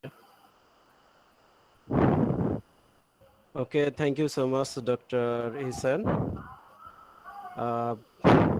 My topic is legal framework of Waqf management and administration in Bangladesh, the issues, challenges, and way forward. I am Muhammad Tuhin Mia, studying PhD in law at Ahmad Ibrahim Kulli of Laws in International Islamic University, Malaysia. My co-author is Dr. M.D. Jahidul Islam. But he's an assistant professor of Ahmad Ibrahim Kulli of Laws, International Islamic University, Malaysia. Are you hearing me, watching me? Hello? Yeah, voice, but Okay. your slide. Yeah, your slide. Okay. Sure. Okay, this is the introduction. I'm not gonna talk about the role of Waqf or the history of Waqf because the earlier presenters already talked about that, and you all also know that. I'm directly going to talk about the legal framework of Bangladesh. As you know, Bangladesh is a Muslim majority country with the third largest population on the earth. It's 87% Muslim people in the country. As a Muslim country, there are some Islamic principles such as zakat, waqf, and so on, and Bangladesh is not an exception. As an institution, Waqf has existed in the country for a long time, and most of the Waqf properties in Bangladesh includes mosque, madrasas, idgah, mazars, dargahs, pharmaceuticals, and most of the Waqf is the land in the remote areas, small hills, and real estate. Also, recently, a wave of secure invention called cash Waqf has introduced in the country. Already in after the liberation in 1986, there were two census of the Waqf properties, and it found that maximum Waqf properties are not registered.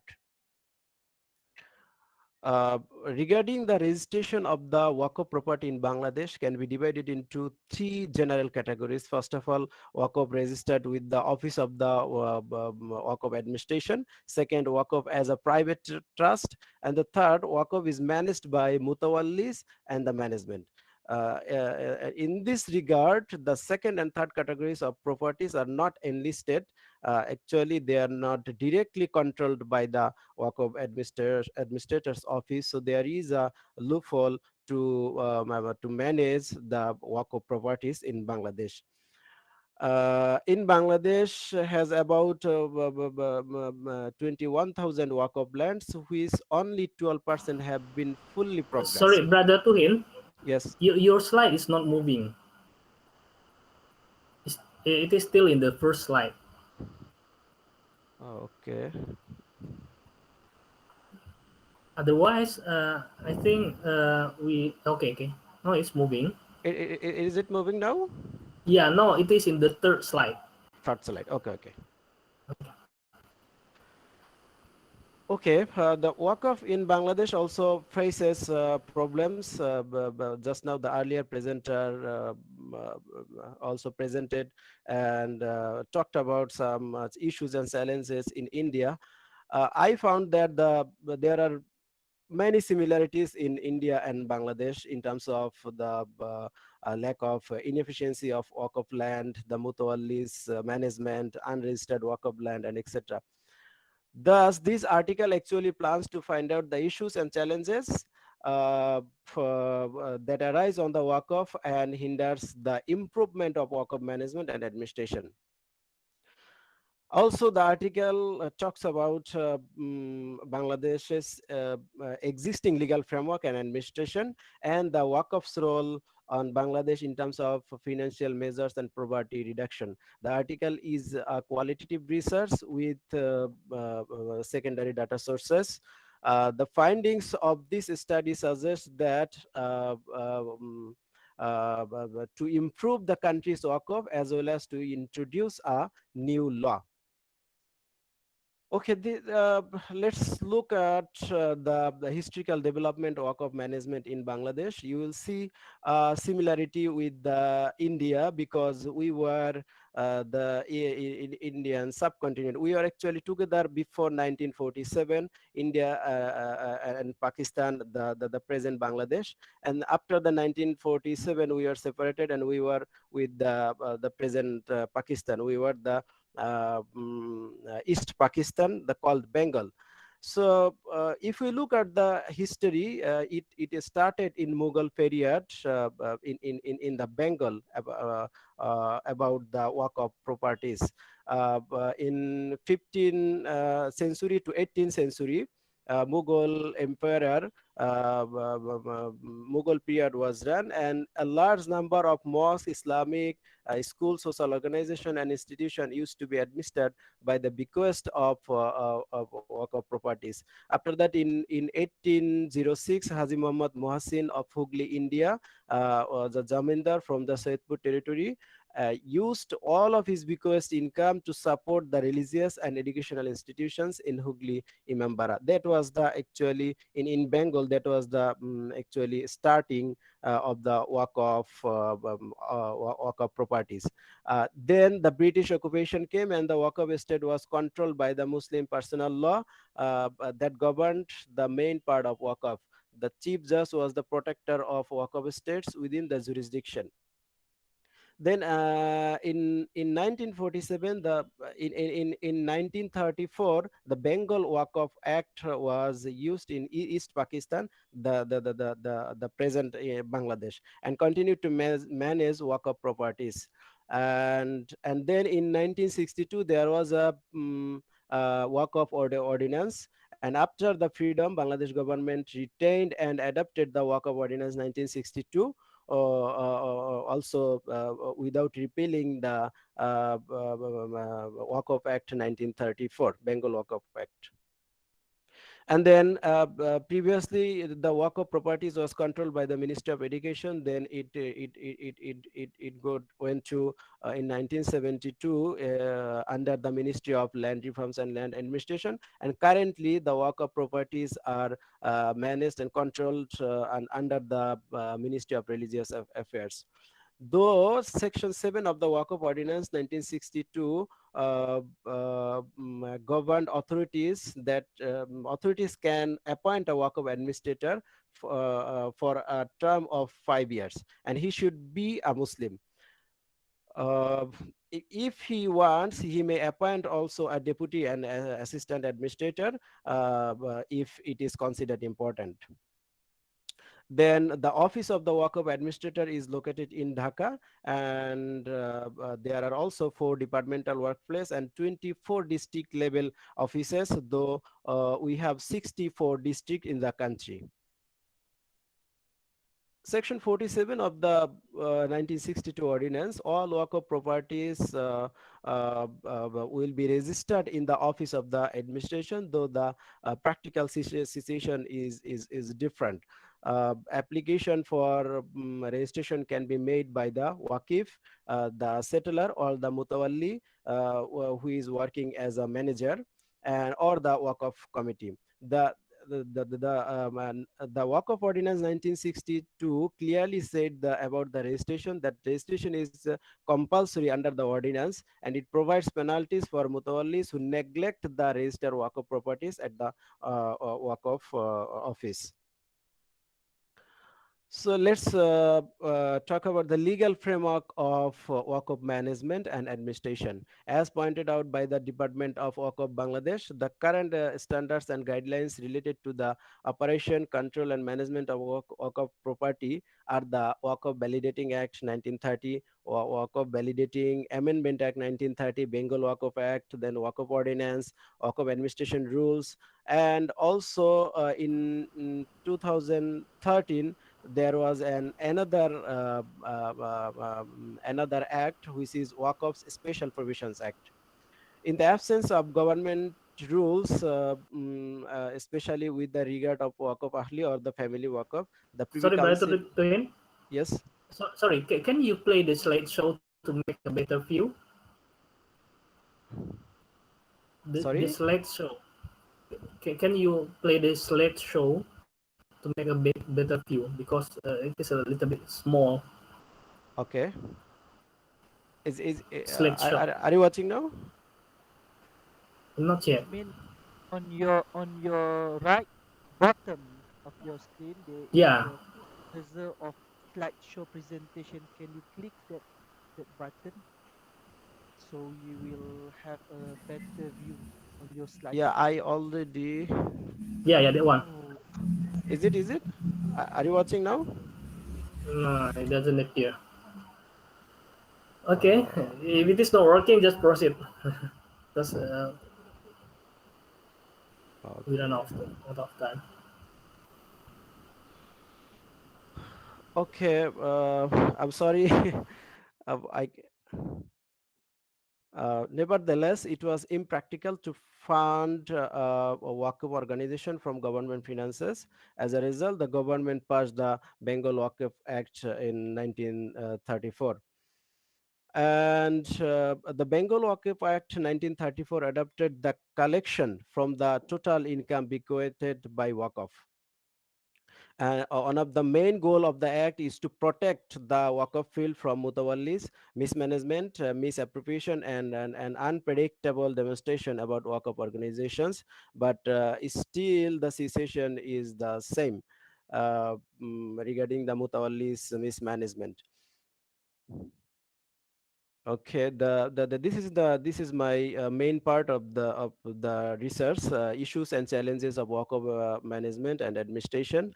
Uh, uh, the corrupt phenomenon of Waqf management are seen throughout the history of abuse, mismanagement, plundering, illegal confiscation of Waqf property. This includes an unified Waqf organization, lack of organizational regulatory skills, inefficient employees, no provisions in relevant laws, lack of social awareness, unregistered work of property, and so on.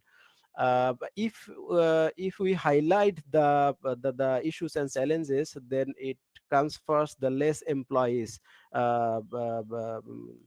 Compared to the absolute number of work-off estate, very few administrators are dealing with work-off sectors.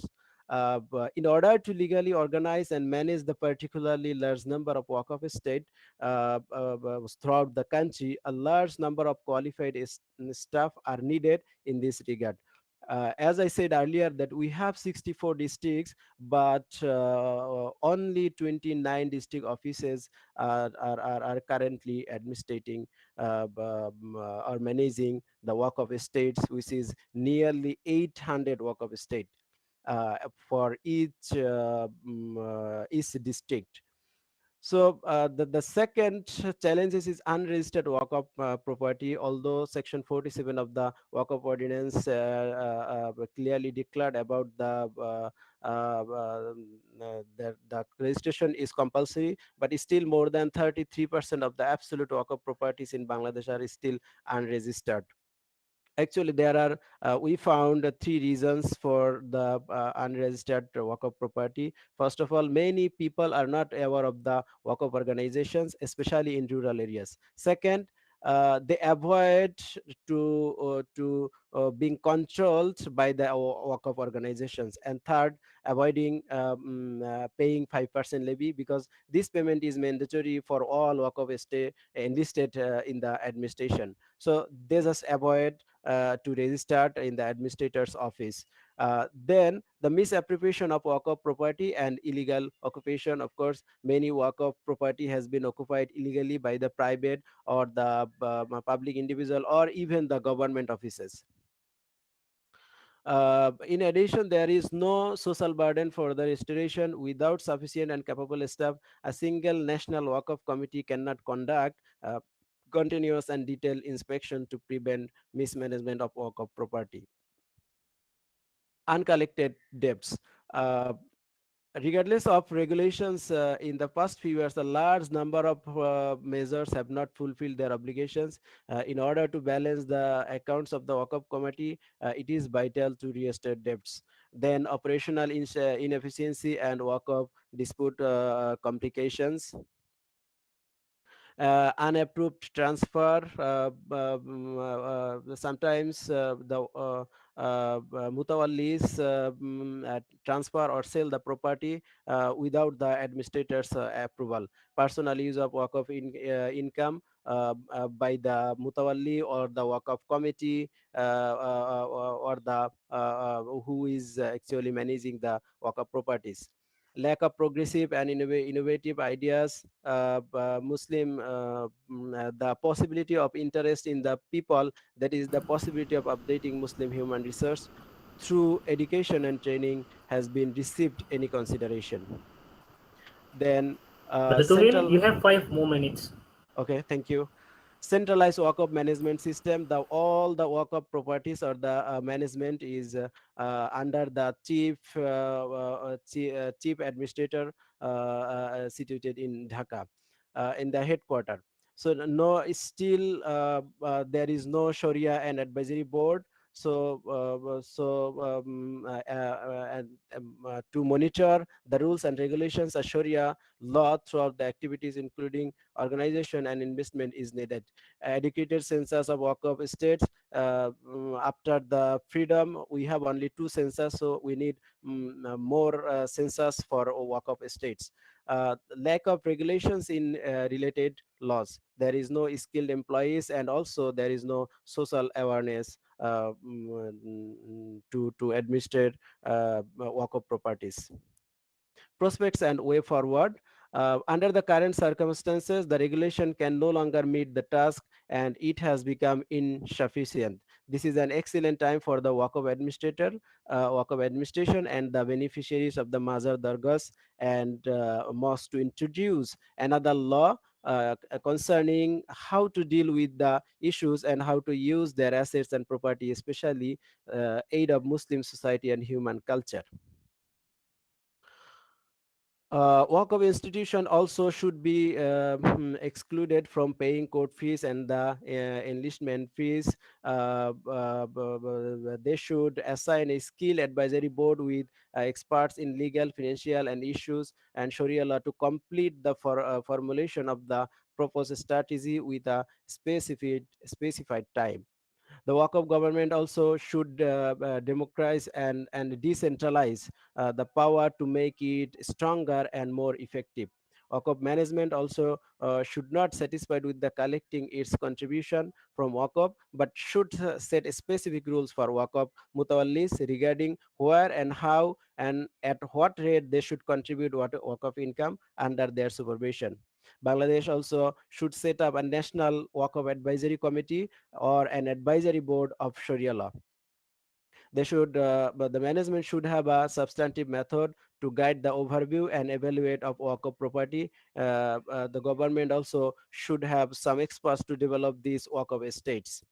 A reasonable provision may be added to the future Waqf Act. Waqf management also should be able to provide debentures and bonds to access essential finances.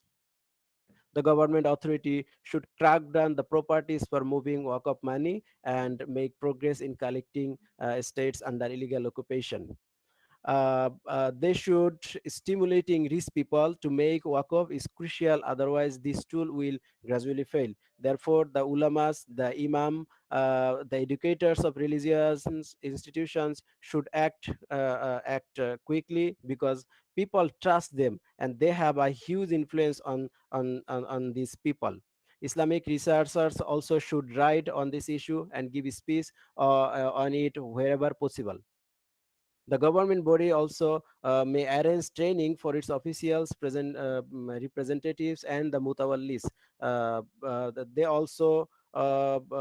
They also should let them know about that they hold trust, and they should show higher trustworthiness.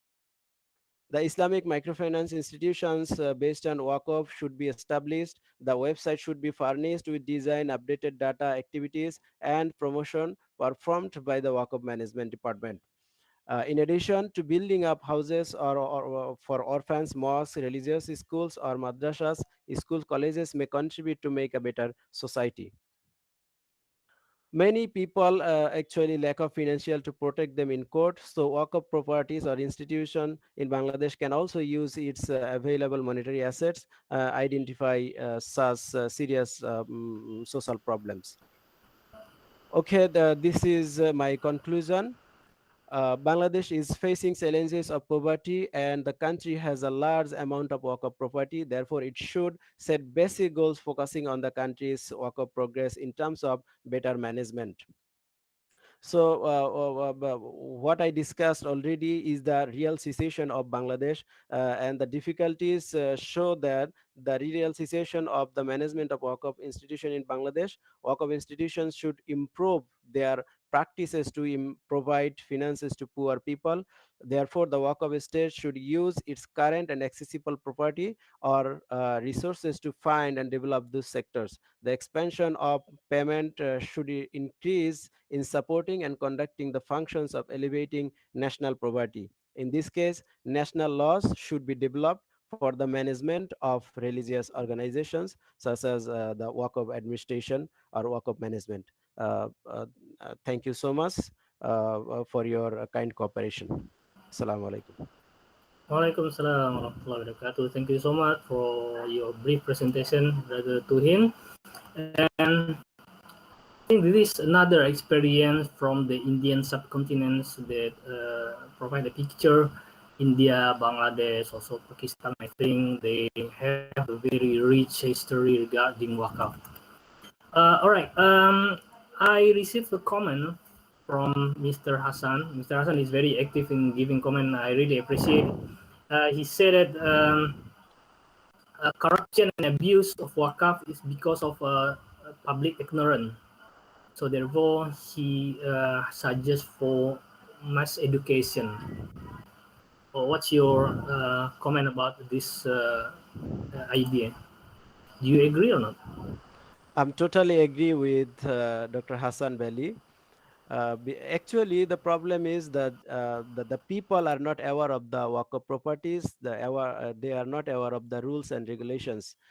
uh, they are not they were not educated of properties rules and regulations in terms of Waqf.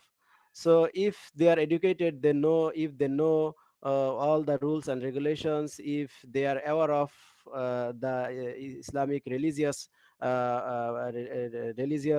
perspective, then they will be they will be aware of the situation, and the misuse or mismanagement will be will be erases, I think.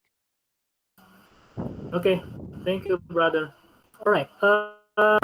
Let me get back to a previous question addressed by Madam Surayati, and I want to address this question to either Brother Shahrudin or maybe Brother Ahlis.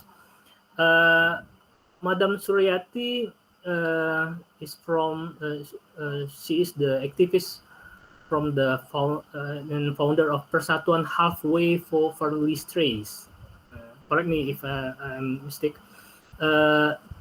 So her question is, can Wakaf land portion be allocated for not just domestic consumption, but also for animals welfare, such as for shelter and sanctuary, second life for stray street animals, because she believed that during the Prophet time it was practiced. Maybe Brother Ahlis or maybe Brother Shahrudin can respond to this question regarding the use of Wakaf land for the animals.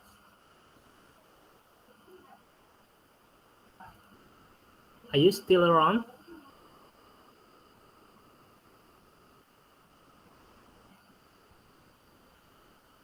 Brother Shahrudin? Brother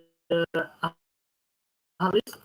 Or maybe Brother Tuhin can respond to this question because it's supposed to be asked to the earlier presenter.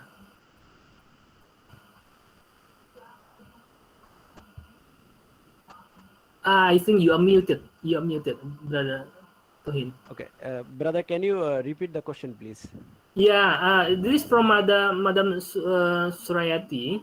Her question is that can Wakaf land portion be allocated for domestic, not only for domestic consumption, but also for animals, like for shelter, sanctuary, second life to stray street animals, yeah? Because she believed that during the Prophet time it was widely practiced. Okay, in my personal opinion, I can say they can, but the best answer can become from a mufti, because this is a religious issue, I think. uh, they can they really do the thing, but I think they can. Okay. I believe that this And is the this is related to hukum, whereas we know that everybody knows that the pillars of wakaf is four, which is waqif, mawquf, mawquf alayh, and sirah.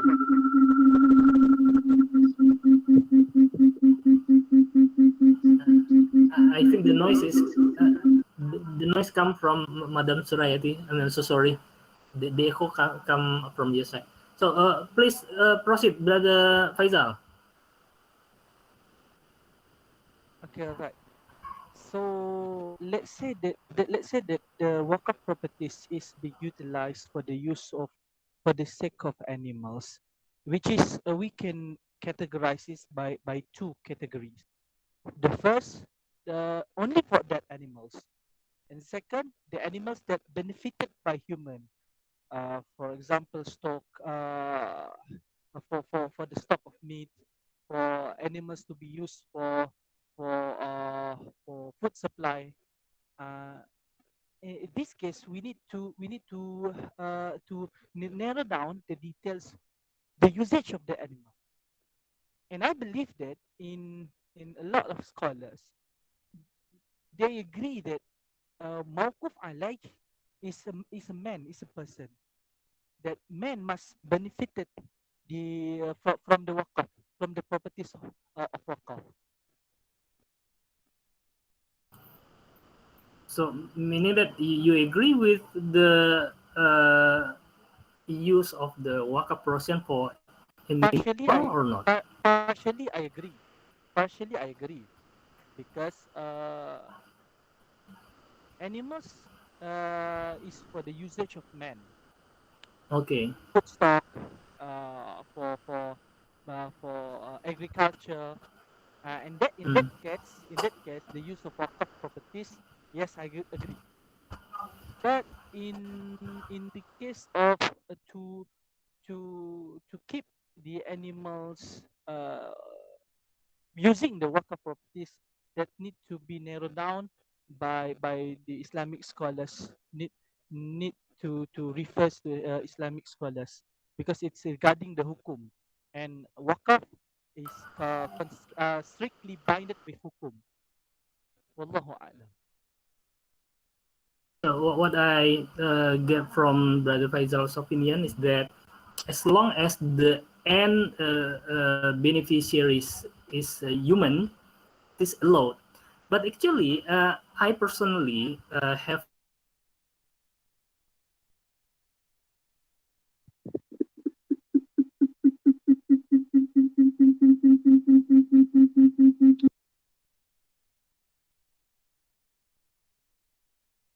further details how it was being practiced in the past.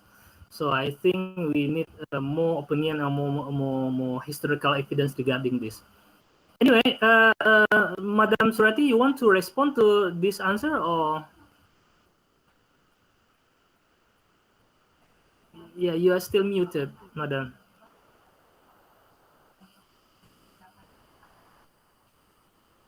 You're muted. We cannot hear your voice.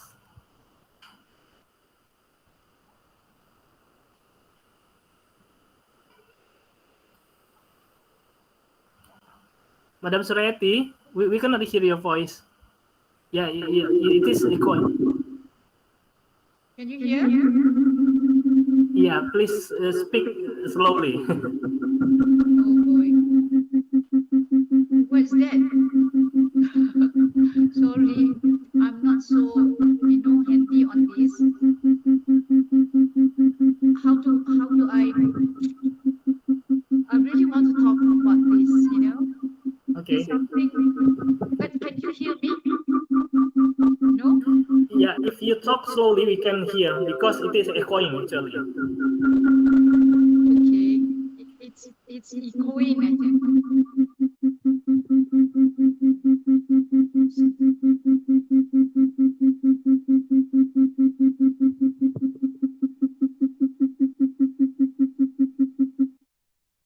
Oh, okay. Can you speak now? I think now it's a little bit clear. Maybe you use two devices.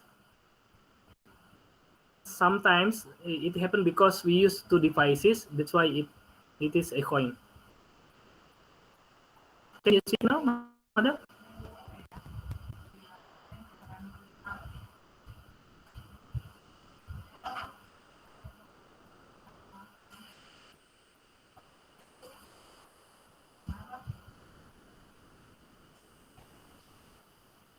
Hello? Yeah. No, it's very clear. Hello? Hi? Yeah, we can hear it. Yeah, Can you hear me? yeah, very clear. Okay. Go Can ahead. I talk? Can I talk? Yeah, you can talk. Okay. Please. We are All right. waiting for you. Okay. Okay. Bismillahirrahmanirrahim. وَمَا أَرْسَلْنَاكَ إِلَّا رَحْمَةً لِلْعَالَمِينَ. This is something, animals, I'm talking about animals. I'm an activist, and I'm not only, concerned about human, but I have been talking this for 10 years in Malaysia, trying to address this issue of, welfare and care, which has much support by the non-Muslims. But I fail to see the Muslims, has really been very serious in it. And it has much to do with what the Quran has guided us. Because we are all Khalifah, you and everybody are Khalifah and Ulul Amri and Ulul Albab. But I fail to see they address the animals issue as much as the community issues. This is not fair. Because Waqf, you see, during Prophet's time, even in Medina and even in Mecca, Waqf land was provided for even the old dogs. And the Sahaba from Khalifah Umar, Al-Khattab is very concerned about animals, especially the community animals, not just domestic where you consume, you say it's halal and this halal that, but you fail to see the halal of your action on the animals that is stray, which, sorry to say, in Malaysia, you see how many of the stray cats and stray dogs were left abandoned or abused, much as the Akta Kebajikan Haiwan, which has been implemented in the parliament, provided since 2015, people still abuse animals. So I'm sure Islam goes back to the basic, where Prophet has taught us all. And in fact, during time like this pandemic, it is actually a wake-up call. You see, the animals, the creatures, because the Quran has said many things. The hadith is, many hadiths says about animals. Do not forget, there is not a moving living creature on earth, no a bird that flies with its two wings, but a community like you. Allah neglect nothing in His holy book, the Quran. To their Lord shall all be gathered. So meaning to say, we have brains. We are all, Khalifah. We are not talking about animal, human, and we abandon. This is Quran says. Even Allah doesn't neglect animals. So come back to senses, at this point of time where Allah wakes it up with the pandemic, with the risk from the animals, origin. So human must wake up. Much of the musibah, why much of musibah in the countries that ill-treated animals, So we come back to Waqf. I think the Mutawalil now must wake up also. That if Prophet can do this, we all must do this for the animals. And then we can sustain it. You see, like the dogs and the cats. During Prophet times, there was not much of disagreement, but this is about Islam is rahmatan lil alamin for every creatures, and reminded, and we still ignorant and still, heedless. And this is a time pandemic, I'm talking to the bird. I'm talking before the pandemic, the birds came to my house and talk, and knock at the door, my garage, because they're telling you, human, you wake up, So, but I have addressed this to the ministers, to my, ministers and politicians, to wake up, because there is a wisdom. You're talking about sustainability, the capitalists. They look into materialistic. They forgot about holistic. They forgot about the soul, the spiritual. So there is a time where Allah says, wake up. You're a Khalifah. You should not be abandoned. The one that you say, Kulu, that says, eat all those that is halal, but you don't take care of those that is related to halal. You're talking about halal, halal. You forgot about the animals. If Allah takes away all the animals, what halal do you have then? I'm sorry, I really am. I'm activist. I speak this. I don't care. I speak to the ministers. I speak the same way, and to you also, my brothers. So All right. somebody in the Mutawalid should decide. I spoke on the Waqf global, the 7 global, on the floor. Bring the hadith and Quran. Somebody must wake up, not hijab. So please, brothers, my dear brothers, and then my dear Khalifah of the Bumi, please wake up, tell the nations. And we're supposed to advocate the non-Muslims with the Quran and the hadith. We didn't. You're always so concerned about human-centric. But the wisdom is that, you see, Allah says the Quran, وَكَيِّم مَنْ دَعْبَتِ تَحْمِلُ رِزْقَ لَهُ يَرْزُقُهَا وَإِيَّاكُمْ وَهُوَ السَّمِيعُ الْعَلِيمُ. And so many moving living creatures on earth carry not its own provision. It is Allah who provides for them and for you. But you still, still slumber. Allah asked to feed them first, and then Allah will do the next thing. So I'm so sorry. I'm the way I am. I speak hard. When there is Quran and Hadith, do not turn back. So I've been carrying this, and it has a prediction there. Whenever I tell them that my leaders, my politicians, they do not comply to Allah, remove them. It's true. It's very prophetic because I'm just conveying what is from the Quran to mankind. It's not even to the Muslim, to mankind. And I'm wearing Lions Club, international body, and the non-Muslim was supporting me. But where are my Muslim or Mu'min brothers? Sorry. I leave it to Wama Arsalnaka illa rahmatan lil alamin. Madam Surayati. Oh no, I've been 10 years trying to You create. are from Malaysia or Indonesia? I've been the NGO, I've been doing my da'wah work. So this blends in, because you were the first reader of the Quran, you should be telling the non-Muslim to show the real compassion of animals prior to human. But you did not. Because we're so much, concerned about human-centric. But we fail to see that it is Allah who, who is rich. It is you who needs Allah. Allah doesn't need you. But you do something that Allah's rather. It is, you do so much about human. You forgot about what Allah's maybe favorably, because his compassion overcomes his anger. At this time, he's very angry with us all, right? So let's shake up and be practical about things. Talking about sustainability like the capitalists do, everything is material. We fail to see that the material being provided by the greater, if he's chosen not to feed you or to the animals, he will wipe out all the animals, right or not? So I'm so sorry, my dear brothers, you're all my brothers.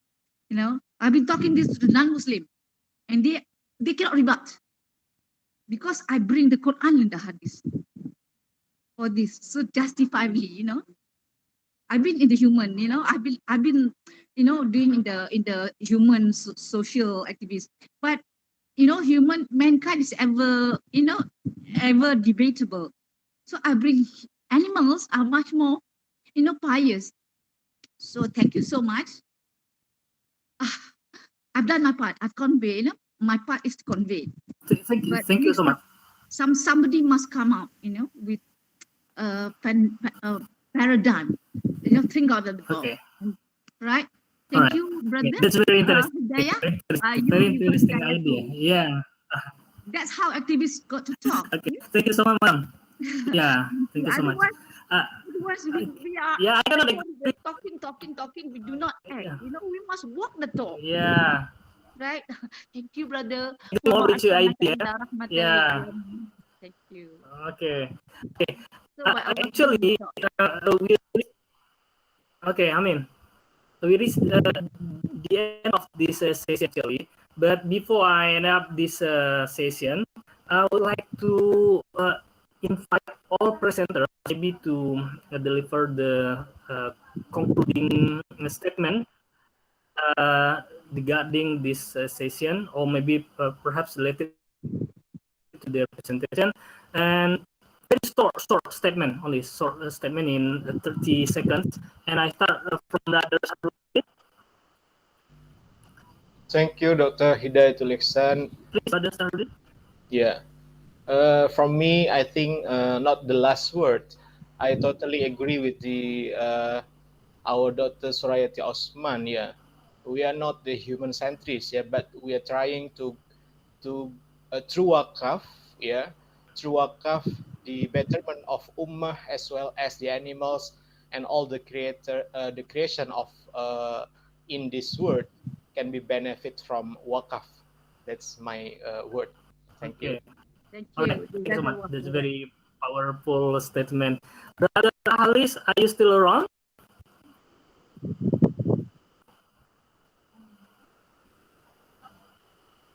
Okay. Otherwise, I'll move to Pak Lutfi. Please, Pak Lutfi. Yes. Assalamualaikum warahmatullahi wabarakatuh. Salam. Yes. Very short statement, Pak, please. Pardon? Please say something very short for the concluding remark. Yep. Sure. Yes. For the Waqf, I think we have to shift paradigm to make it more productive in the future. I think that's all. Okay, thank you. Brother Jawad already left the room, and last but not least, I invite the Tuhid to say the concluding remark. Okay, first of all, thank you, the organizer, and then Dr. Hidayatullah Ihsan for a wonderful moderation.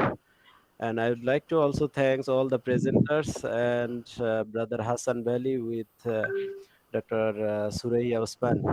Thank you so much for your valuable comments and the contribution.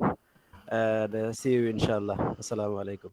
Waalaikumsalam warahmatullahi wabarakatuh. And yeah, me as a moderator also would like to thank all presenters for sharing the insightful experiences and knowledge in the Waqf from various perspectives. I would like to thank all participants, especially to Mr. Hassan, Asreli, and also to Madam Sureti. This is very insightful, very enlightening. So we reached the end of this session. So please accept my apology for any inconvenience, and we close this session with Suratul As.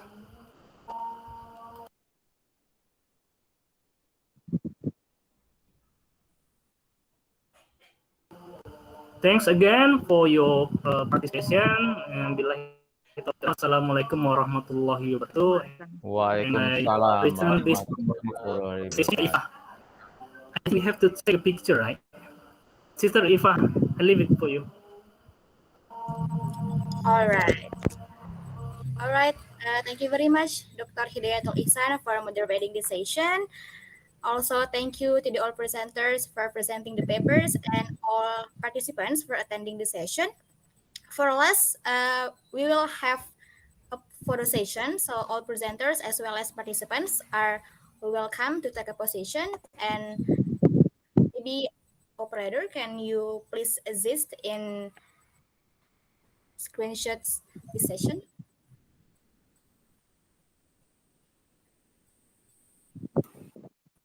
Okay. 1, 2, 3. Okay, dan Sister Thank you. Kita. Okay. Anak dia. Okay, thank you. All are my children. Okay.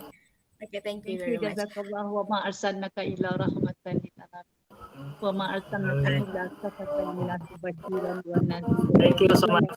All right. Thank you so much. Thank you, Sister Ifa. Thank you, everybody. Anyway, Thank you.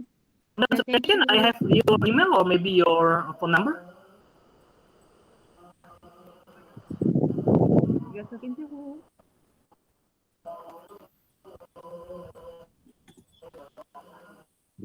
Thank you. Bye. Take care, everybody. Be safe.